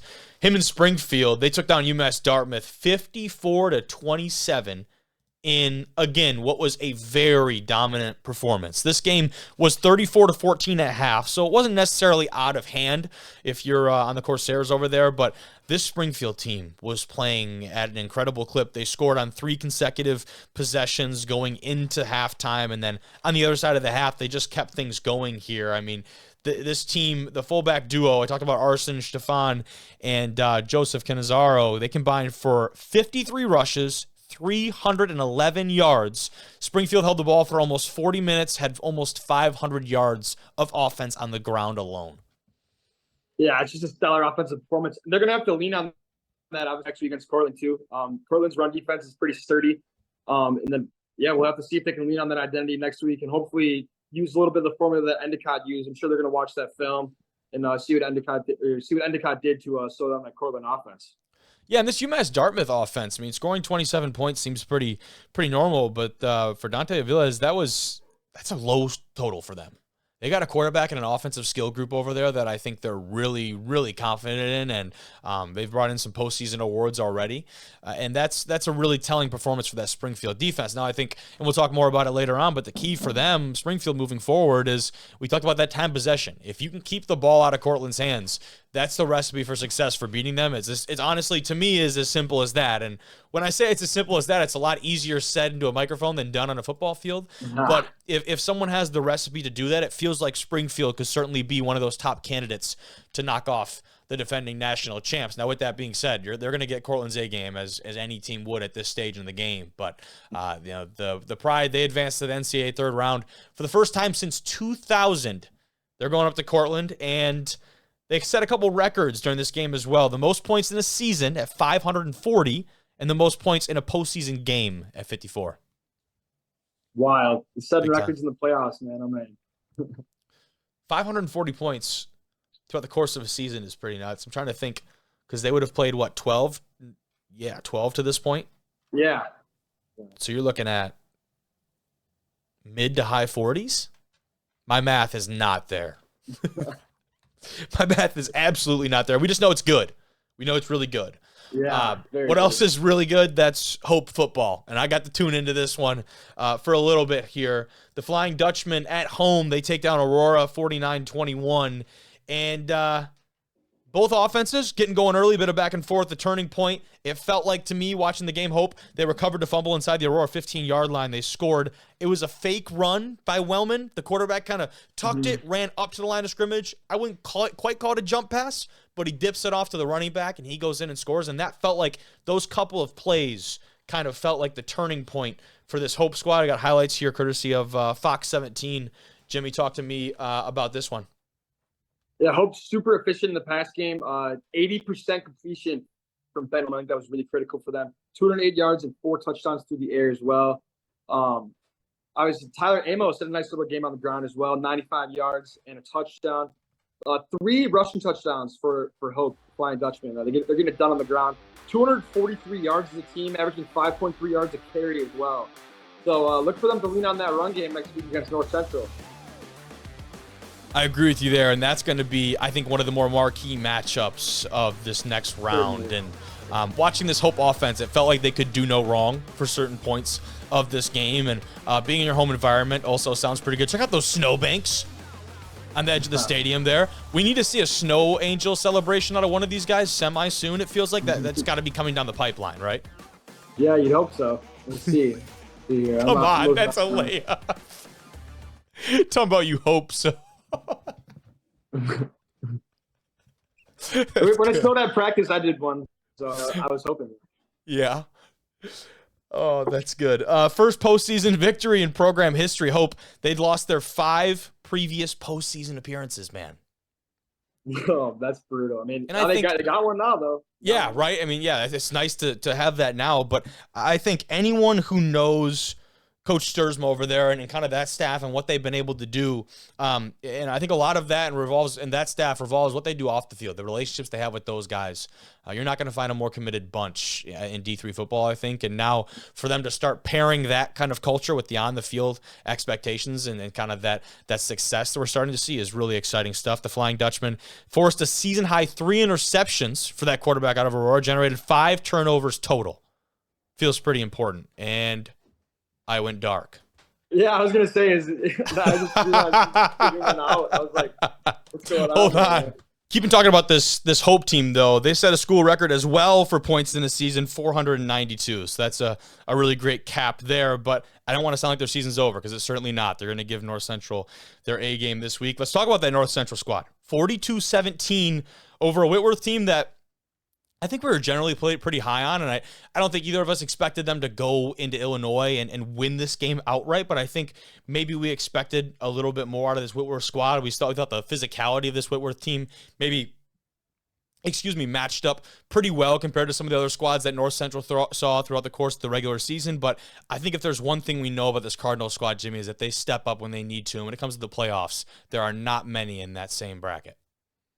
No, and we saw that from the immediate start of this football game. A pick 6 on the first play from scrimmage from Will Vernon. North Central just continues to be dominant. Joe Sacco, the Cardinals rushing back. I go on and on about it. I've said this before on the show. I'm sick of these guys. I just wanted it to be late in the season so they start playing close games, man. I feel like they just blow everybody out. I'm with you there. And that's, again, one of these teams that maybe we hadn't talked about a whole lot over the course of the season, just because, like you said, outside of maybe here or there, these games are, I mean, just not maybe worth, and you get from the standpoint of a fan standpoint, I'm sure they're worth talking about, but for our sake, we're trying to talk about these competitive games. They have not really been in those. And this one was kind of much in the same 21-point first quarter for the Cards. Felt like maybe that sealed the deal, and they just were rolling from there. This was kind of a wire-to-wire victory. You talked about Will Vernon, the interception he returned, Joe Sacco, the rushing attack, and just so much going for this course. Oh, boy. North Central. That would have been that's a mix-up. But, you know, it only gets better from here on out, and I'm really excited to see what they do with this Hope team that I think is really physical at the point of attack. And you talk about it's going to be a great test for this Cardinal defense after watching what Hope and Ben Wellman and those guys have been able to do for the Flying Dutchman. So I definitely think you'll get the line there, favored by 21.5. I certainly would favor North Central going into this one. I don't know if my line would be that big, Jim. Yeah, I mean, we'll see. I mean, North Central is pretty darn good, but hey, this Hope team, they're feisty. They're not gonna go down without a fight. I tell you that much.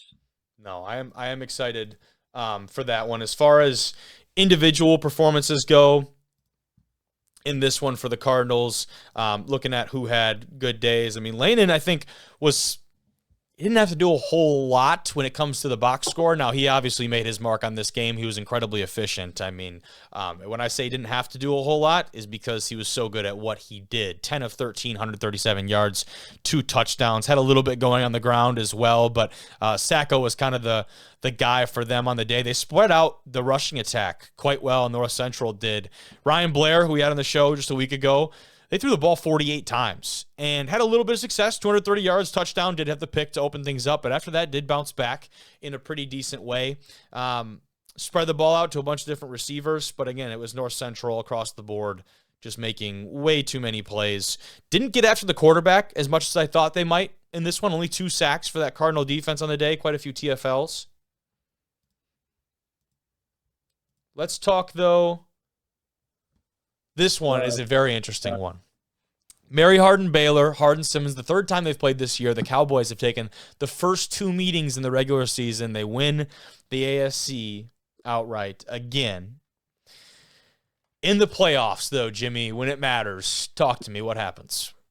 And we said this last week. It's really, really hard to beat a team 3 times, and it turned out to be really hard. Mary Hardin-Baylor coming out on top in this one, 17-13. The 6th time they've ended the Cowboys season in the playoffs. That's got a sting against your rival. Durand Hill, by the way, absolutely stellar performance. 12 tackles, 4 tackles for loss, 2 sacks, and an interception. That's like prime Khalil Mack stats right there for the kid. Another really, I noticed this earlier in the Endicott Cortland game. Not a lot of passing going on this one. Only a combined 231 total passing yards throughout this entire ball game, which I found really interesting.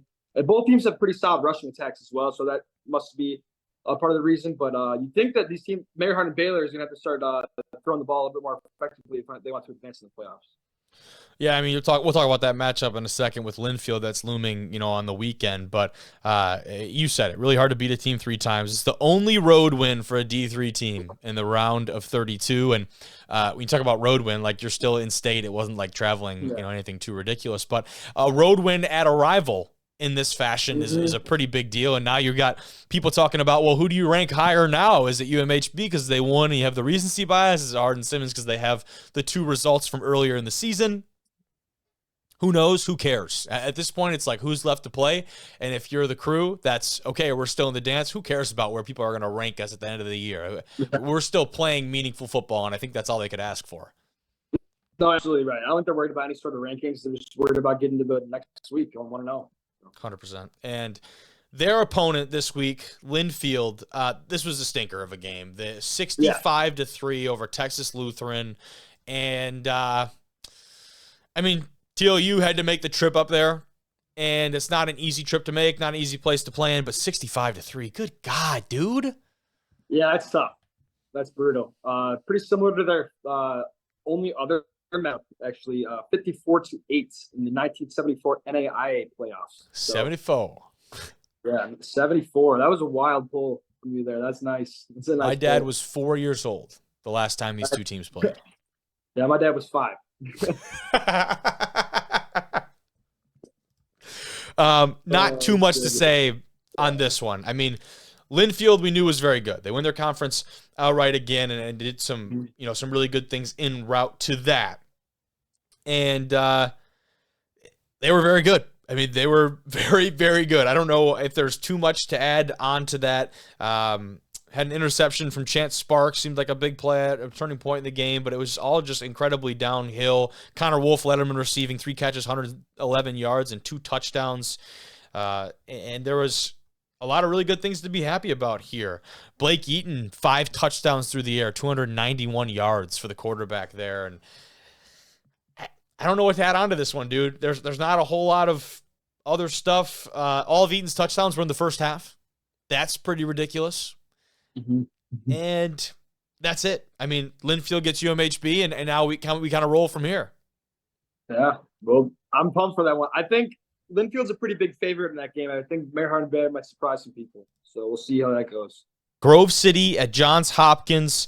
This one, I mean, talk about incredibly back and forth. Came down to literally the last minute. Grove City, they got a chance to tie it up at the end of the game. It sails wide. Blue Jays, they hang on to win at home, Jimmy, 17-14. This one probably lived up to the bill more than most when it came to, I guess, some of the more photo finishes or some of the more competitive games that we thought we were going to get out of this weekend. Talk to me about it. Yeah, we definitely got a competitive one here coming down to the last second. So these 2 things I want to note, 2 specific players that played in this game. Cole Crotty for Johns Hopkins, 10 catches, 148. And Scott Frazier, I don't know if this is a typo or not, with 19 catches and 231 yards and a touchdown. I mean, hello, mind-boggling performance from him. Obviously, tough for Grove City. Back-to-back years, just a heart-wrenching loss in the playoffs. But Johns Hopkins moves on. Yeah, we're going to talk about this Grove City kicker, and I was double-checked to see if it's the same one as last year. But remember that Grove City kick sails wide last year, and that would allow Cortland to advance.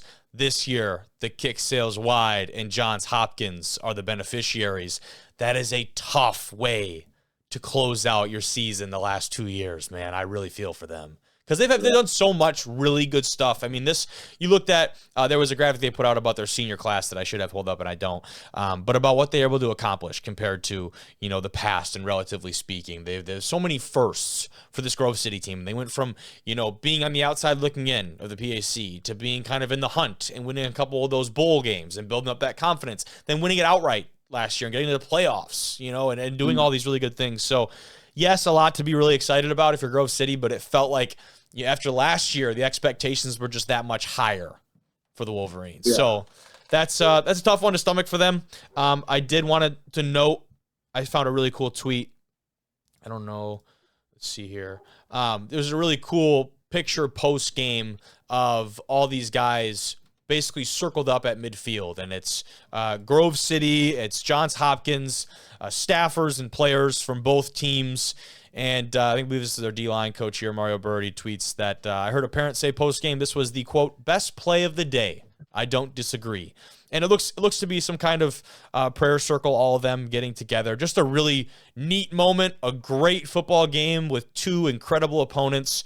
And the fact that in college football where we see all of these teams that, they finish the game, they want to plant a flag, and they want to get at it with each other and fight at midfield. And there's all these different things going on post-game. To see this at this level of football is really refreshing, Jimmy, and it's good to see that we got a bunch of guys here that battle it out for 4 quarters, and when it's all said and done, are going to go their separate ways and have what seems like a good amount of respect for one another. Yeah, absolutely, and that's how the game should be played. It's good. It's very refreshing to see that. It is. There was some notes, too, about the back of the Johns Hopkins end zone that has a bunch of different lines on it, and it's kind of a different deal. And I don't think you can't see my screen yet, but did you see the tweet? Mm-hmm. Yeah. Yeah, they play Division I lacrosse there. So yeah. I think that, yeah. And you and I and most people that follow sports know that. but there are certainly some that do not. So a lot of different lines for lacrosse, of course. The one thing that is really odd, and I don't blame people for questioning this, it looks like the field goal post is in the middle of the end zone, like a CFL, I believe, does kind of that same deal, or is it like one of the other leagues? Or I know rugby has something that's just like that, actually. And that is because the end zone is actually in front of it. You can see the pylon there, but the actual markings are on the end of the field. It's a whole deal. But that where the Hopkins is colored in is not the real end zone, and I think that might be really trippy for people playing or seeing that for the first time. No, yeah, absolutely. It's got to be tough to see for sure. That is hilarious, dude. But yeah, I was cracking up at that one. Nonetheless, big win for the Blue Jays, getting it done, and I think finding different ways to win than what we're used to for that Johns Hopkins squad, especially coming off of last year. But Maryville at DePaul, the home team, that game streak keeps going. DePaul, the Tigers, that take this one 45-20, Jimmy. Yeah, DePaul just been absolutely incredible at home. That's their 13th straight victory at Blackstock for the fellas. 44 or 45 points for the 10th time this season. Yeah. They scored at least 42 in the 9th straight time that it's happened to really consistent offensively all the way. DePaul was never trailing in this game as well. They've outscored their opponents 130-14 in the first quarter of games this season. So getting out to a big start is huge for those guys. And Robbie Ballantine for DePaul had himself a game, 9 catches for 194 and 2 touchdowns for DePaul. That is big time. Talk about that offensive success, man. First 3 offensive possessions, never trailed. Those are some big time indicators of early success, right? And the Scots from Maryville, they pick up their initial first down on the next series. Jonathan Bruder comes in. He recovers a fumble in Maryville territory, takes it 35 yards. He laterals it to Joey Rowland. He gets stopped at the 8, and they just continue to roll. This DePaul team, it just goes and goes and goes. And we talked about the Monon Bell game just a couple weeks ago, and this team continues to just roll. It feels like the Tigers have a lot of momentum on their side. One of the better defenses, I would say, left in the Sweet 16. I would certainly put DePaul right in that number. And the senior class for DePaul, for the 4-year mark, their record has been 39-6, which is the most wins by a DePaul class in their program's history. 11th win of the season, program record. So many firsts for this DePaul team, and moving forward, they're going to need another one because this Salisbury team is Johns Hopkins team, that would be their matchup. Sorry, get the brackets mixed up. Good. Going down the list. But they would need another one, certainly, against Johns Hopkins. They are certainly favored in that one. So I'm excited to talk about that matchup more later in the week. But now we can talk to Salisbury. 33-13 over this Kings team. And this one, they wasted no time. First play from scrimmage, Ronald Clark, 40 yards through the middle. That gives the Gulls a 7-0 lead. Kings, they didn't get a first down in the first quarter, and they were held throughout the entire game, 217 yards of total offense. Yeah, really tough, especially when Salisbury runs for 246 yards as a team with 5.5 yards per carry on the ground. Really, really efficient there. Didn't really throw the ball a whole lot. Their identity most of the year has been on the run game, but 99 yards and a touchdown for Cyrus McGowan. Not a whole lot of scoring in this one for Kings. Obviously, their offense being held to just 217 yards, as you mentioned. But Salisbury, man, they got a pretty rock-solid defense over there. I tell you what, man. That they do. And you look out the course of this season, dude, that's been something that has been a constant for this Salisbury squad. And taking a look at their schedule here, what they've been able to do in going into the playoffs. And the MPI rankings certainly favored them in that way as well. But some of their better performances, you look at week 3 of the season. They go into Johns Hopkins. They hold that team to 13 points offensively. That felt like one of the bigger moments from early in the year. And they didn't face a ton of great competition throughout the remainder of that NJAC season. I don't think there were too many teams in there that are giving them a run for their money. Rowan had kind of a shot there, but we haven't seen too much from them. So it's always curious to see, like a North Central, what do they do when they get into these meaningful football games? They stepped up in this one. Now, they got Randolph-Macon next round. We'll see how that goes. Yeah, I was about to say, it's going to be that's like the closest. That's actually a pick-em next year. There's no favorite in this game according to the Hansen ratings. It's there's no spread. So it's going to be a really, really interesting one. That's pretty cool. I like that. Yeah. So, but yeah, this Salisbury defense has stepped up, I think, time and time again, and they were dominant early on. I don't think they ever even gave them a chance or a glimpse of hope in that first half, and they put their foot on the gas in the second half. But let's talk about that Randolph-Macon squad. 38-22 over a Washington and Jefferson team that got the auto bid out of the pack, which has been one of the best conferences in D3 football this year. A lot to like if you are a Yellow Jackets fan. No, yeah, for sure. And it was a little scary of a start, going down 14-0, obviously. Yes. But they weren't down 14-0 for too long, as we saw there. Really efficient run games. We see like a lot of these teams doing really well in the playoffs, winning football games, running for 220 yards on the ground. Only 4.5 yards per carry, so they weren't running as efficient as the teams we've mentioned previously. But 2 touchdown passes from Dante Casciola. So somewhat balanced, but obviously you want to throw the ball a little bit more. I found also interesting, they only had one receiver with more than 6 yards in this game. Jason Moore with 4 catches for 125, but the next guy down the list had 6 yards. Yeah, so we saw some of those targets deep shots there. I mean, those were pivotal type moments too. I mean, Yeah. you talked about the 14-point deficit, like that's big, and to do that, thankfully at home is nice, but that's 38 unanswered points, dude. Yep. And then that's thanks to defense coming up with 2 picks as well for them. So defense balled out after a slow start for them, but they made some adjustments clearly and had balled out the rest of the game. They did. That was the largest comeback in an NCAA playoff game for RMC. They trailed by 14, like we talked about, came back to win, and that's the biggest deficit in their history that they've had to overcome. So another great matchup there we'll certainly be talking about. We've got, looks like 2 more games to break down before we move on. Carnegie Mellon, another pack squad. They get it done at home against the Center College team.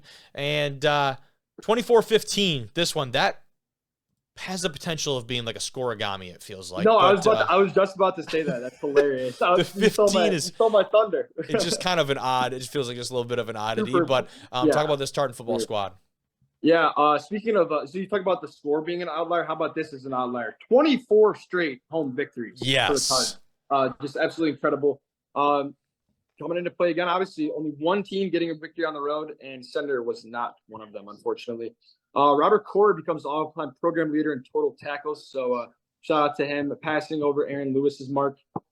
He's also moved 3rd on the all-time sacks list, so we got to give credit for his due. 22, only 3 more necessary to jump into 2nd, and he's going to have a big opportunity to do that next week in the biggest game of his young career. Yeah, and you talk about that defense, dude. How about the single game record for rushing yards allowed? Center College, negative 33 yards net rushing on the ground. Yeah, I wanted you to say that one because I know you probably pulled that one out. You probably like, this is the biggest stat. Like, And they scored 15. I know, just unbelievable. You ran for negative net yardage, and you scored game. 15 points against a really solid opponent. Yeah. That's almost most impressive than anything else we've talked about. The previous record was actually for Carnegie Mellon was set earlier this year against Allegheny with a total of negative 26. Yeah, just wacky stuff. And also another thing I know you said on here, the Tartans have 46 straight games where they've led after 3 quarters.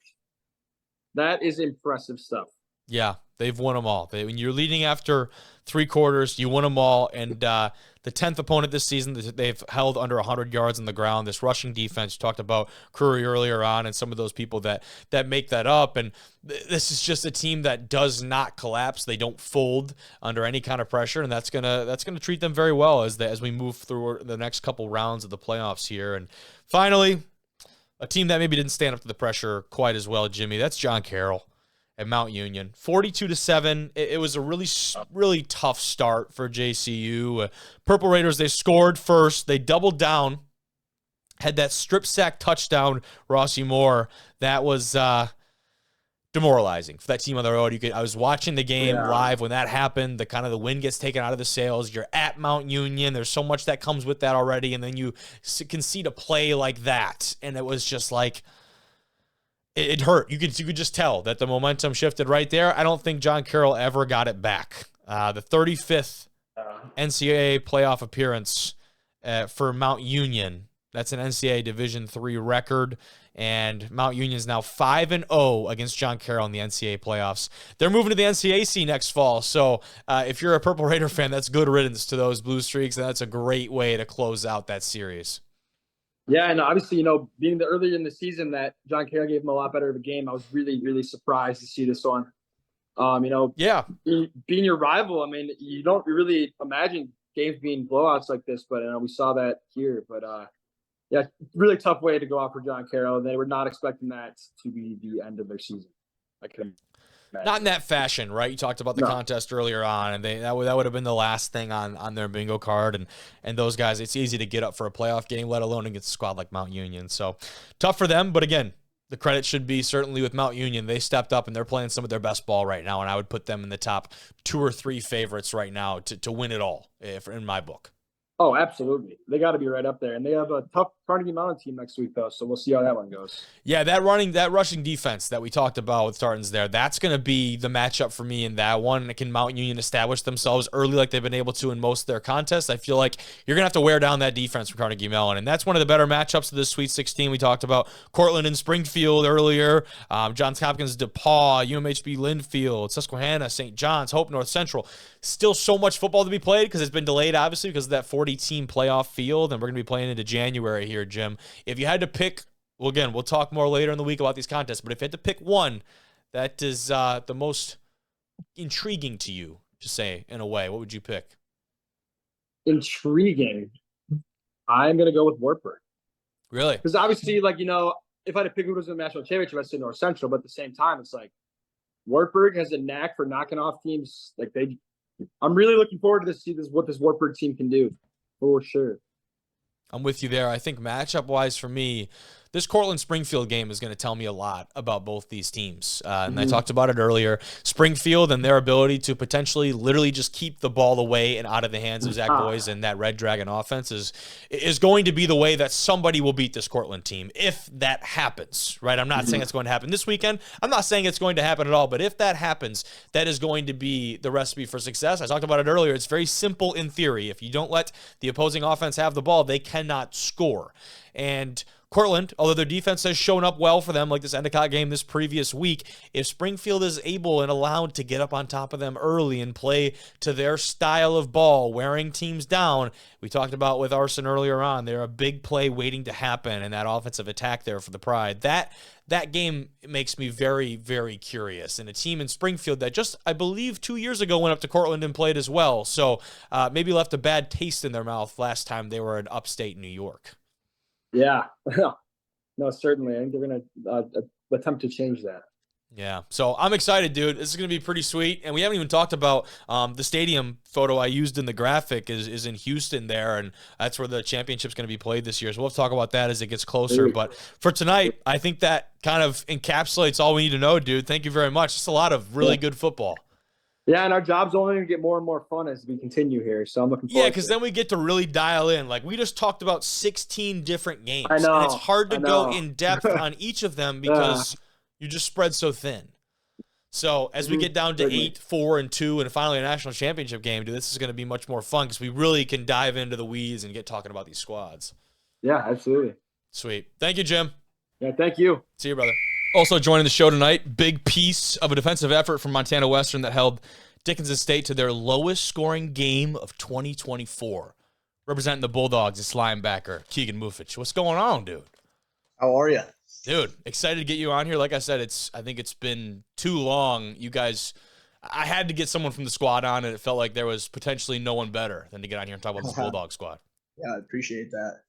Hell yeah, man. I'm excited to get down and talk about this team. And lowest point total for that Blue Hawk offense over the course of this year.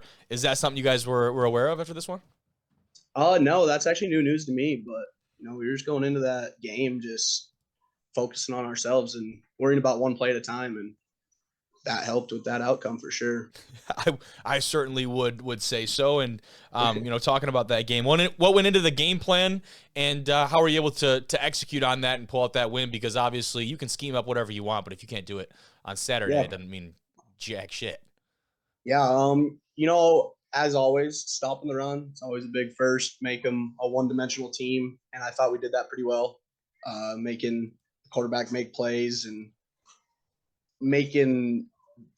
giving them so much pressure to where they only have one thing they can do and one dimensional, like I said, with the passing game only. So I think us stopping the run to begin the game was a huge step for us. How about first playoff win for you guys, at least program-wise, in 30 years? You had to be aware of that one. Yeah, no, that it was pretty surreal. Everything that this community and team's been through between old dogs, future dogs, and the community, and has always been behind us. And with the new stadium and all that, it's been pretty special. And we just want to keep going 1-0 each week on that field at home and giving our fans a show each week. And you get another chance to do that this next weekend here. We'll talk about that in a minute. But the start of this game, I mean, for you guys, probably the game that you maybe enjoy playing in. 12 quote-unquote unsuccessful drives offensively for both teams and just struggling to get points on the board up early. I imagine that the mindset for you guys early on, I'm sure, is like, hey, the offense is going to get theirs eventually. We just got to hold on and do our thing until they start clicking offensively. Talk me through that. Oh, no, for sure. Well, we have absolute full trust in our offense. Like they have proven all year and last year, pretty much the same squad, that they can put points on the board, and they are an explosive offense and one of the most explosive in the nation for sure. And we know that. We put trust in them week in and week out. And if we just go out there and give them more opportunities to have the ball and have the opportunity to score, we know it's always a good favor for us.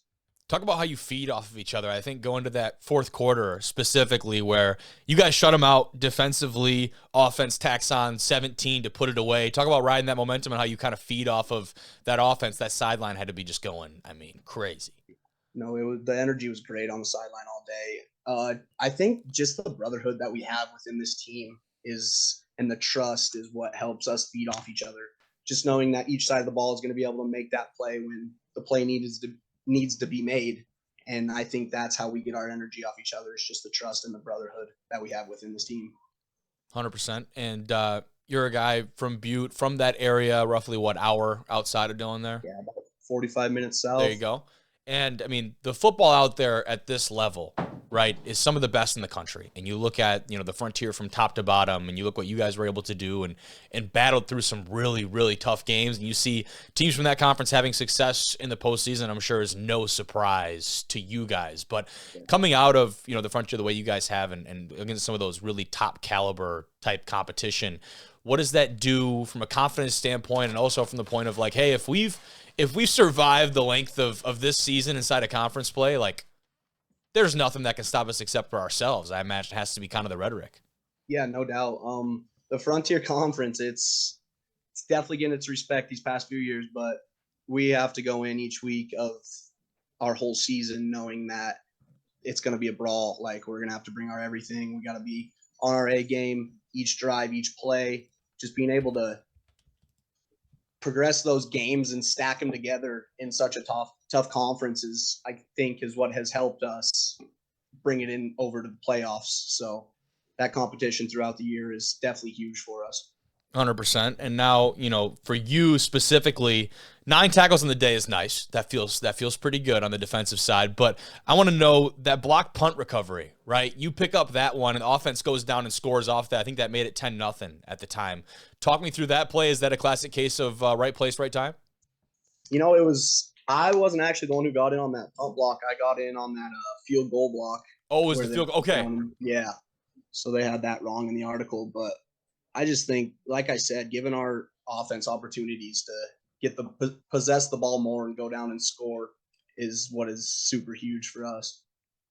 How do you guys approach, like, I know I had a coach in high school, our DC, who would come out, we'd be practicing and, not going through the motions, but you get through the course of a long season and some things maybe start to feel monotonous and you come out and just yell sudden change, like out in the middle of, it could be whatever you're doing, drop it. It's ones-on-ones, middle of practice. How do you guys prepare for those sudden change type moments? Because it feels like, one, you've been able to generate a lot of takeaways as a defensive unit. It feels like you guys have done a good job of punching the ball out or taking some balls out of the air. How do you prepare for those moments, or vice versa, when your offense coughs up the ball and you guys got to get out there quick? We take pride in sudden change for sure. We know that it doesn't matter what the offense is doing. And if they mess up, like, good things and bad things are going to happen throughout the game. And what we got to focus on is just going out there and treating it just like just another drive, even if it's sudden change and they got the yardages on their side. And we just keep that mentality of just another drive.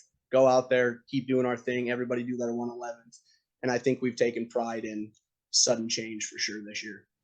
100%. Now you look, of course, ahead to this weekend and, a Morningside team that I'm sure you guys checked out their performance this past week. You look at a team like that does that at this stage of the playoffs, 35-0, and blanks an opponent in that way. I'm assuming, again, I get to make all the assumptions here on the outside looking in. As a defense, you guys see that as the best challenge in the world of this is the best opportunity to go improve ourselves. Talk to me about that, and obviously another chance to play in front of that home crowd there in Bulldog Stadium. Yeah, for sure.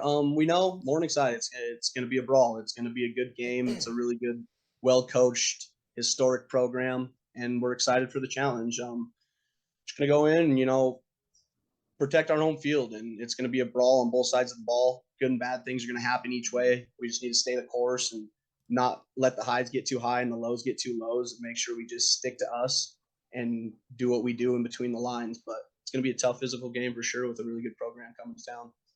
Any different kind of vibe at practice these last couple of weeks?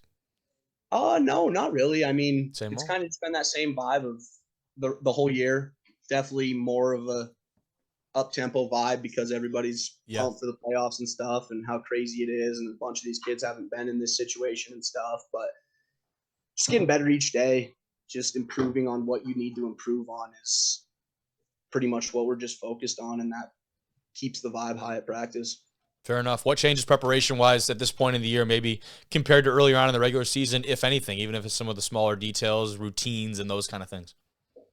I think just working on making sure we're staying true to our techniques, our keys, and our eyes and stuff like that is the big thing right now with these shorter practices, because you can always get in that extra film time on the teams and stuff. But I think staying true to our techniques and stuff like that is what's super big at this point, and staying composed for sure. Never make the moment too big, brother. Exactly. You certainly have done a good job at that. I'm excited to watch that defense in general. Like I said, for me, that's the really intriguing part about this game. You guys have played an incredible clip. They've done the same. Now it's the unstoppable force, the immovable object, or however the hell you say that. But I'm excited to tune in this weekend, brother. Thank you so much for joining me tonight, dude. Awesome. Thank you, Kobe. Let's close things off. NAIA football. The first one, stinker of a game. We've had a couple of those today. Morningside, 35-0 over a Mid-American Nazarene team that did literally anyone see this coming, Matt? Probably not in this fashion. I think Morningside did have the heavy advantage, definitely, and would be favored in this matchup. But yeah, 35-0 is a bit belt ass, as the kids say. I mean, thanks for playing Mid-American Nazarene. Had a fantastic season, but Morningside just rolled. There's no other way to put it. I think that is had the their way to put it. Their offense just blew Mid-American Nazarene out of the water. Pretty much got whatever they wanted. Obviously, throwing a pick isn't great, but on the ground, Max Ho for Morningside going for 26 attempts, 149 yards, 3 touchdowns. That'll get it done. Not to mention just the suffocating defense, holding a very high-powered Mid-American Nazarene team to literally 0 points. Yeah. That was it, dude. Mid-American Nazarene 1 for 15 and that was third down, converted just 2 of 7 plays on 4th down. So they tried to convert a lot. They tried to keep drives alive. They were unable to do so in some pretty awesome conditions too over there. But Dijon Walls, he broke his current safeties coach's record for the longest interception return in Morningside history, 100 yards. Yeah. That does not seem like that will ever be broken unless the football field is literally expanded, huh? Yeah. I really doubt that they can top that. But I mean, this is when Morningside plays their best. They are used to that weather. They're used to all that happening. And Steve Ryan just always has this team ready for late season runs like this. I am not shocked.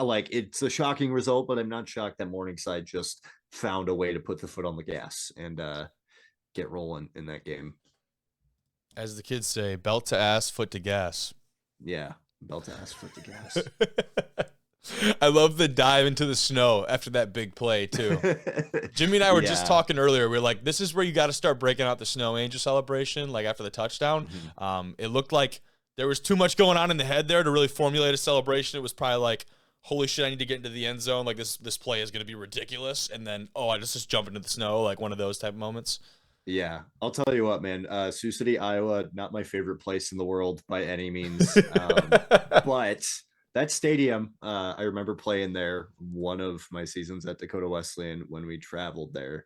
And early November game, really fun. It was like sprinkling snow. It was super cool. That's neat. But yeah, that's when Morningside is at their deadliest. They get that weather buff that they are so used to in the Midwest. Yeah, and they had 2 interceptions on the day. We saw the one of them right there. But Morningside also threw a pick of their own. They lost a fumble on the day. There were a couple turnovers offensively that obviously MNU totally unable to capitalize on. I think that was kind of the big piece there. And this Mid-American Nazarene squad had a couple big defensive plays as well, got to the quarterback a little bit, a couple sacks on the day, but just they weren't able to string anything together. There was some good individual efforts, some good individual plays that didn't turn into almost anything. You look at the scoreboard, and that's the really frustrating part if you're a fan of that squad. And Adrian Parsons has had himself another really great season. He just didn't maybe have his best stuff that day. His receivers, he was led by Miles Himes, 10 catches, 102 yards. That feels like a pretty good day for him, but just didn't have his best stuff in that day. And Morningside, if you're not going to bring your A game, you are going to get run out of the building, I think, rather quickly. Yeah, a team that traditionally smells blood in the water, and it's just, like a bunch of sharks.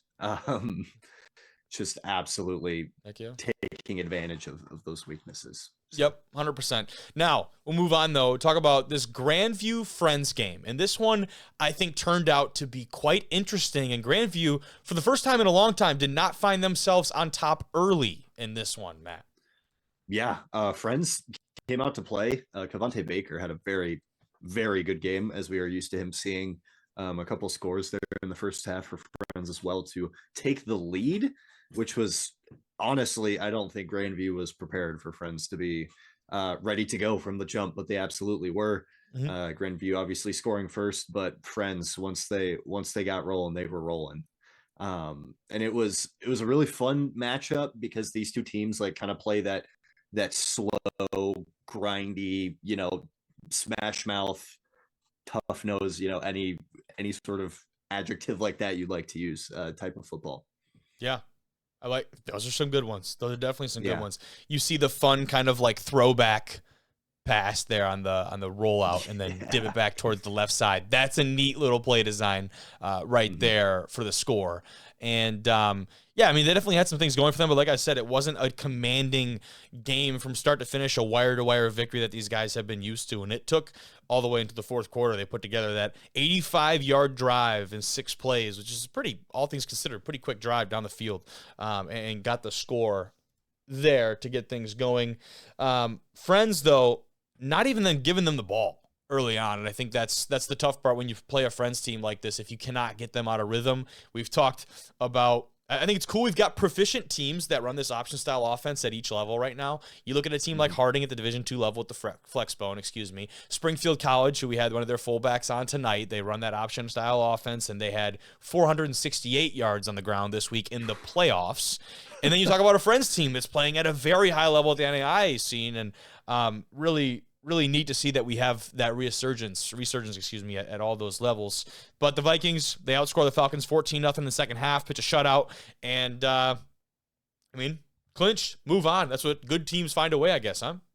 Yeah, absolutely. Jackson Waring, too, for Grandview, I think should be mentioned. Quarterback, 17 completions for 263 yards and 2 touchdowns, and not turning the ball over in a game of keep away like this when you're playing Friends, because that's what Friends does so well, is time of possession, and being able to match them in that and not give them free possessions absolutely changes the game for you. Grandview able to climb back into it pretty much single-handedly because they did not turn the ball over. Yeah, no, agreed. And you talked about it. That's a big reason why that's so important, right? You give that ball over to that friend's offense, you could be sacrificing 8 minutes of the game because you turn the ball over. And so his ability to not do that, and Grandview's offense, their ability to not do that was certainly very important. But Texas Wesleyan, they hosted Benedictine, and home team did not come out on top of this one. Ravens take the dub, 42-33. Yeah, this was an absolute shootout. I think that we expected this one to be high scoring, but Benedictine just pulling away late and looking really good doing it. Obviously, Texas Wesleyan came to play in this one, taking a 14-0 lead in the first couple minutes of the game, which was crazy. And then Benedictine wakes up a little bit, and they just get rolling in the second half. And then it kind of goes back and forth towards the end there, but Benedict in a way to able to pull away and show their stuff. I think that they're itching for another shot at one of these top teams after this one. I would certainly agree there, dude. You talked about the first start. I mean, in the first 3 minutes, and the Ravens would bounce back and score almost right away. 28 unanswered in the second half. And that is a number that is just really impressive, especially in a playoff type environment here for this Ravens squad. And when Texas Wesleyan came down, they were threatening in the fourth quarter. And Jackson Hoskins, he steps up. The pick in the end zone, returns it. First play from scrimmage after that, Dooley connects 89-yard touchdown pass, Jayshon Todd. That puts Benedictine in front 35-24. And then a final drive. Another turnover. They capitalize. Zachary Lacombe picks it off the 33. Gives the Ravens a short field, chance to put the game away, and Gathright finishes with 171 yards on 6 catches. It's like a Randy Moss type stat line. Yeah, absolutely. Jackson Dooley, when you go 15 completions for 344 yards, you are airing that thing out, which is what we have seen with Dooley. But I think also worth mentioning Dalton Witherspoon at the running back position. That's something we usually talk a lot about with this Benedictine team. Their pass offense is their bread and butter. Yes. But Dalton Witherspoon having a very efficient 5.4 yards per carry and 2 touchdowns, being that X factor for him, being another element that Texas Wesleyan had to worry about. Agreed. And Gathright, to go back to him for just a second here, finishes with that great stat line. He's broken the Ravens' all-time receiving yards record. Also, his total has allowed him to set a new single-season record. He now has 1,215 yards this season, broke the record by just 13 yards set by Aaron Jackson in 2018. So you have a new career receiving yards leader and now a new single-season receiving yards leader in Jacob Gathright. And, dude, those uniforms, oh my, they're gorgeous. They're crisp, man. They're crisp. And it's hard to mess up a black uniform. I will be the first to say that. You don't really have to do too much, but they didn't do too much. It is beautiful. Yeah, it's really nice, man. They they rock that. But yeah, Dooley and Gathright, man, just one of the best tandems we've seen in college football this year, bar none. Just absolutely able to air it out, and pays off. This high scoring offense gets it done for Benedictine. 4 interceptions to the Ravens, too. Feels notable. Yeah.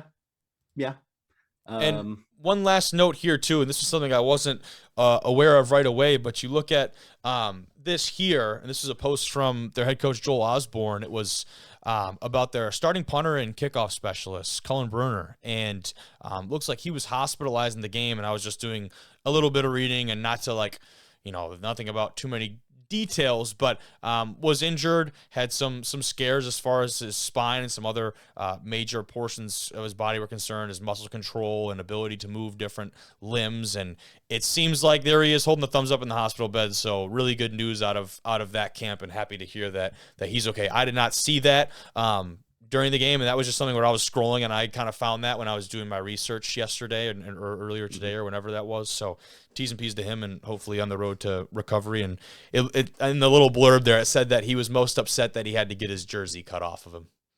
Yeah, that's usually how it goes. But glad he's doing well, and I imagine that getting the win helps that out a little bit. Yeah. Winning heals all, they say. Yeah, winning heals all wounds. But really, that's good. Glad to see he's doing well for real. That's fantastic. That is, and it's scary stuff because it sounded like at the time when on the field that there was concern that he wasn't able to move one of his arms, and obviously when you have people on the field that go down and aren't moving, that's like a breath holding moment. That's like, oh goodness, but nonetheless, we'll continue onward. Montana Western, they really look dominant in this game. 41-14, they take down Dickinson State. The lowest total offensively for this Blue Hawk squad throughout the course of 2024, and this Montana Western defense, they really were doing it all in this one, Matt. Yeah, welcome to the Frontier Conference, Dickinson State. Yeah. This is what you have waiting for you on the other side. That's right. Obviously, Montana Western on offense, as we have seen Michael Palandri again going for over 300, almost 400 yards, which is just his average at this point. Absolutely airing it out, getting it done, and Dickinson State wasn't really in this one. Montana Western's defense came to play, and this is a very scary football team going into the next round of the playoff. I agree with you there. Shout out to Montana Sports for the highlights here. They got some of the best clips out there. I will say, I want to shout out them. They always do a great job of reporting on these small school football teams. First playoff win for UMW since 1994. It's been 3 decades before the Bulldogs have won one in the postseason, which is wild when you look at this program and some of the success they've had throughout the regular season, the Frontier Conference, and that cannibalization, if that's a word that we talk about week in and week out, certainly has a part to play in that one. But slow start in this one. Both teams combined for 12 unsuccessful offensive drives, as in not scoring any points. And that was kind of an interesting start to this. The defense for the Bulldogs certainly held in there. They knew that offense and Palandri, like you talked about, was going to start clicking on all cylinders. They certainly did that eventually. They scored 17 in the fourth quarter, had a defensive shutout as well, and that kind of tied the bow on was otherwise a pretty wire-to-wire finish for this Bulldog squad. And now they get to play at home again, Matt. Yeah, Montana Western, like I said, they just look as good as anybody right now. Dickinson State, didn't really get to have that rushing attack rolling like they would have liked, and we've seen all season for them. Will Madler's still having a decent day, but not connecting on over half of his pass attempts, especially with some of the issues they were having on the ground. Not necessarily a recipe for success on offense for Dickinson State. They'll be in a good position going into next season, but man, Montana Western, it is a wake up call for sure. Yes, Frontier football is big boy football. So, hell yeah, it is. And speaking of big boy football, one of the big boys, quote unquote, got taken down this weekend. There were a couple games that I think a couple results I was surprised by. This was one of them. Georgetown, they take down St. Thomas 27-21 down in Florida, and the Tigers have done it again. Coming out of the Mid-South, they made quite a lot of noise this year, and they do not stop there. Talk about a clean black uniform, by the way. That's not a – is that a picture from – that? It looks like it is, but I can't tell by the jersey there. But they took a 7-0 lead in the second quarter. St. Thomas, they had the ball for 10 minutes and 9 seconds in the first quarter. They were dominating. They weren't giving it up, but – bend don't break. Georgetown defense, they do not give up a score there. Take an early lead. Bobcats, 79 total yards in the second half. Georgetown had the ball for over 21 minutes, including the final 9.5 to seal the win, dude. Yeah, fantastic showing for Georgetown, getting it done. And the fashion of this game, maybe it's an upset that Georgetown won, but the way this game went, just immaculate defense and rushing attacks and big plays through the air. Like, this game had absolutely everything. Both quarterbacks going for 2 touchdowns and 2 interceptions apiece is really funny and very fitting for this type of game, especially with how this defense has showed out. The X factor absolutely was Darius Neal. Has had a couple showings this year where he has not been able to get going, but 156 yards on 20 carries, good for 7.8 yards per carry and 2 touchdowns.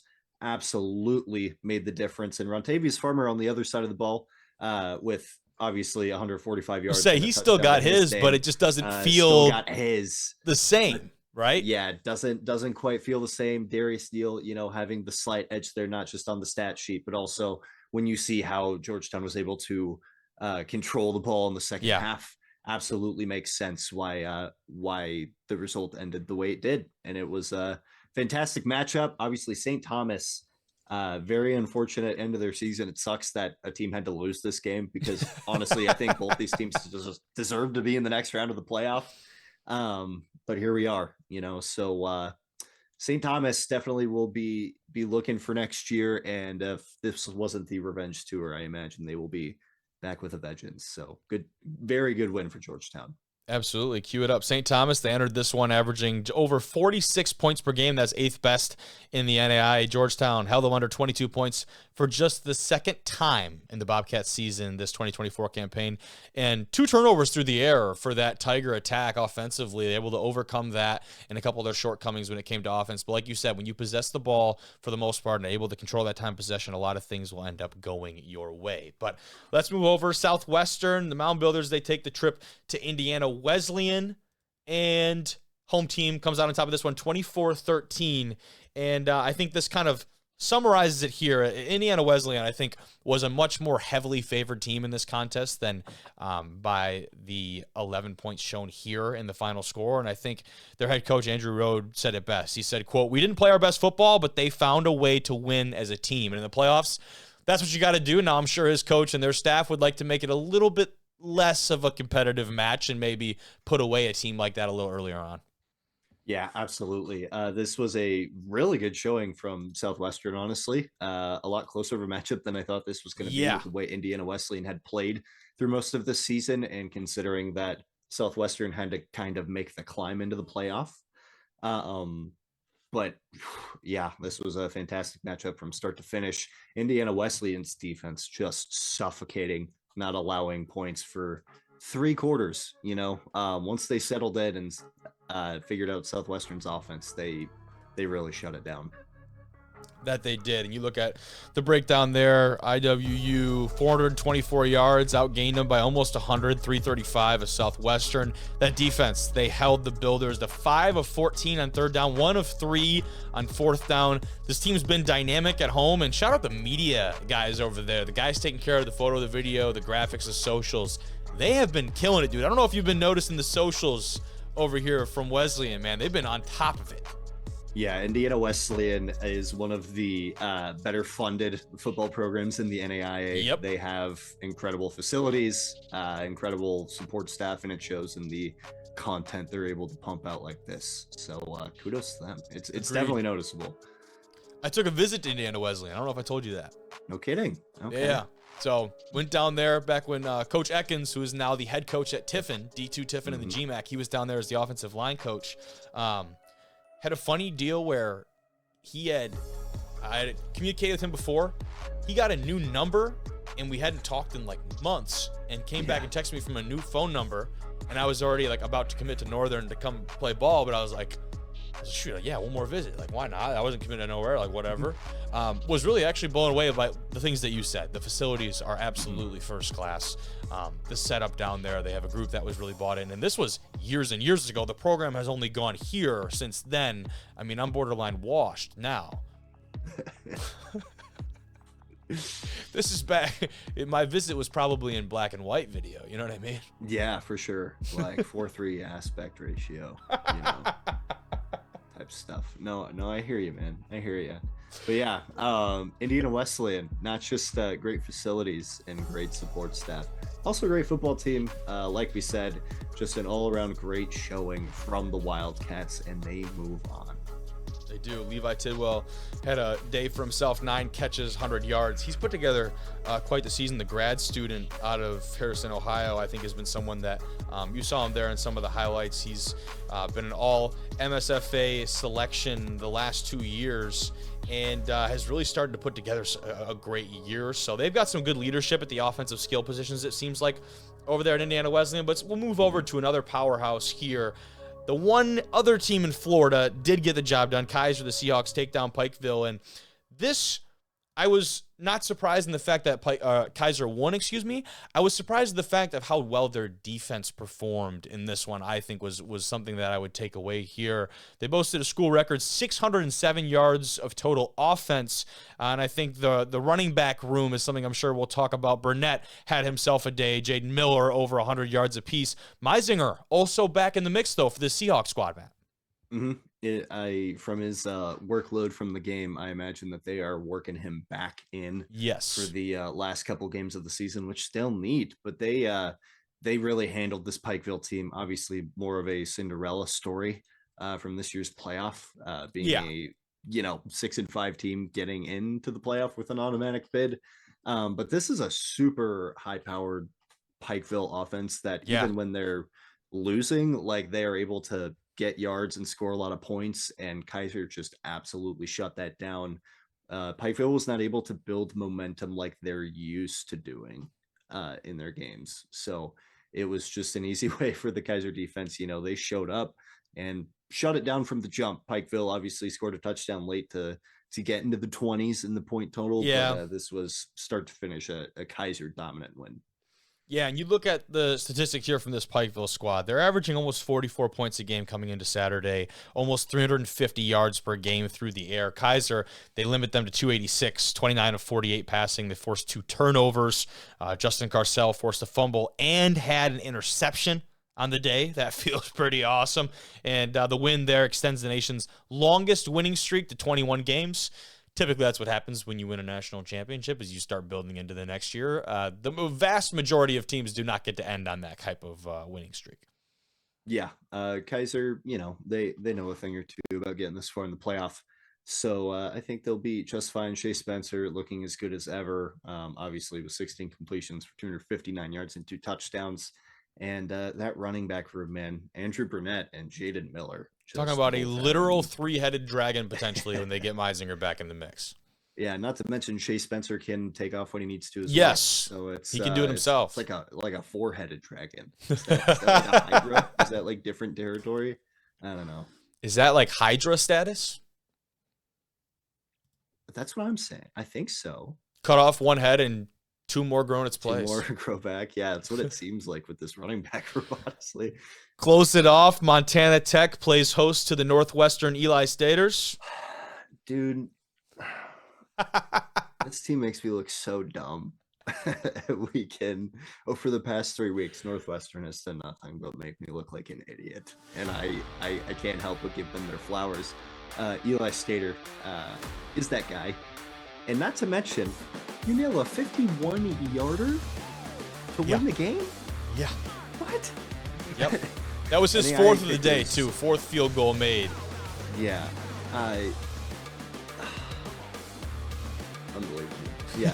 Northwestern on the road, getting it done, making me look really dumb. This Montana Tech team had a lot of momentum going into this game as well.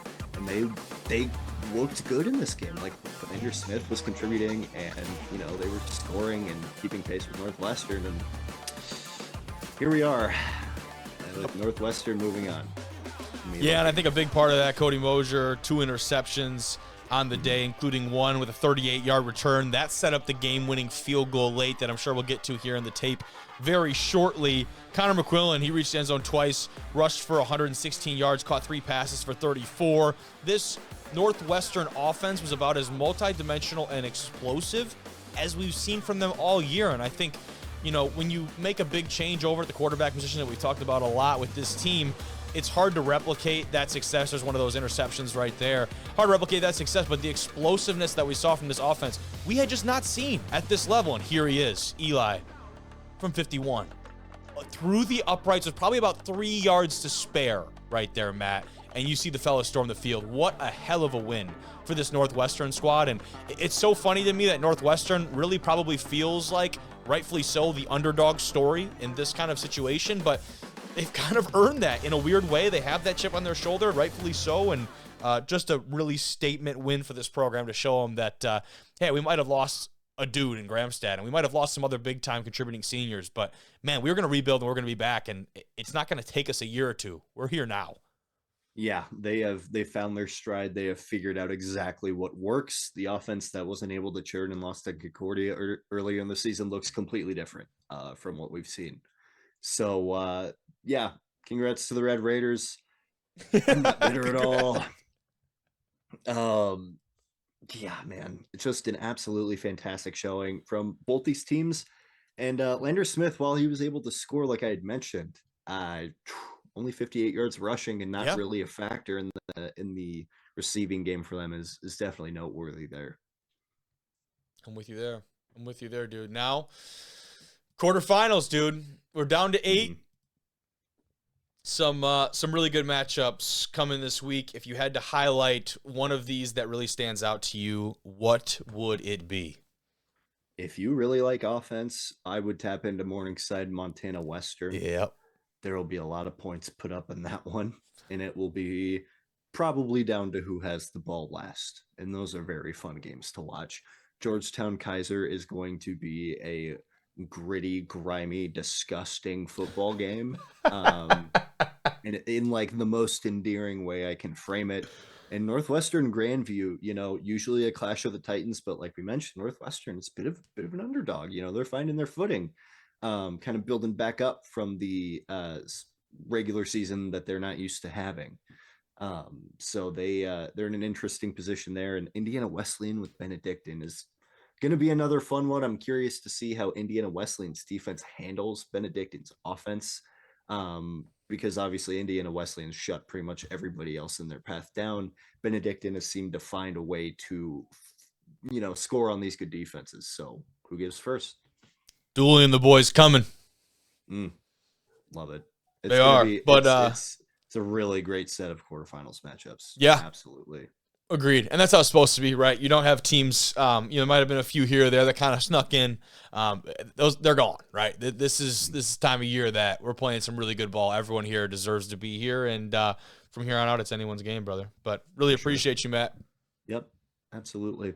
See you, my man. Have a good rest of your night.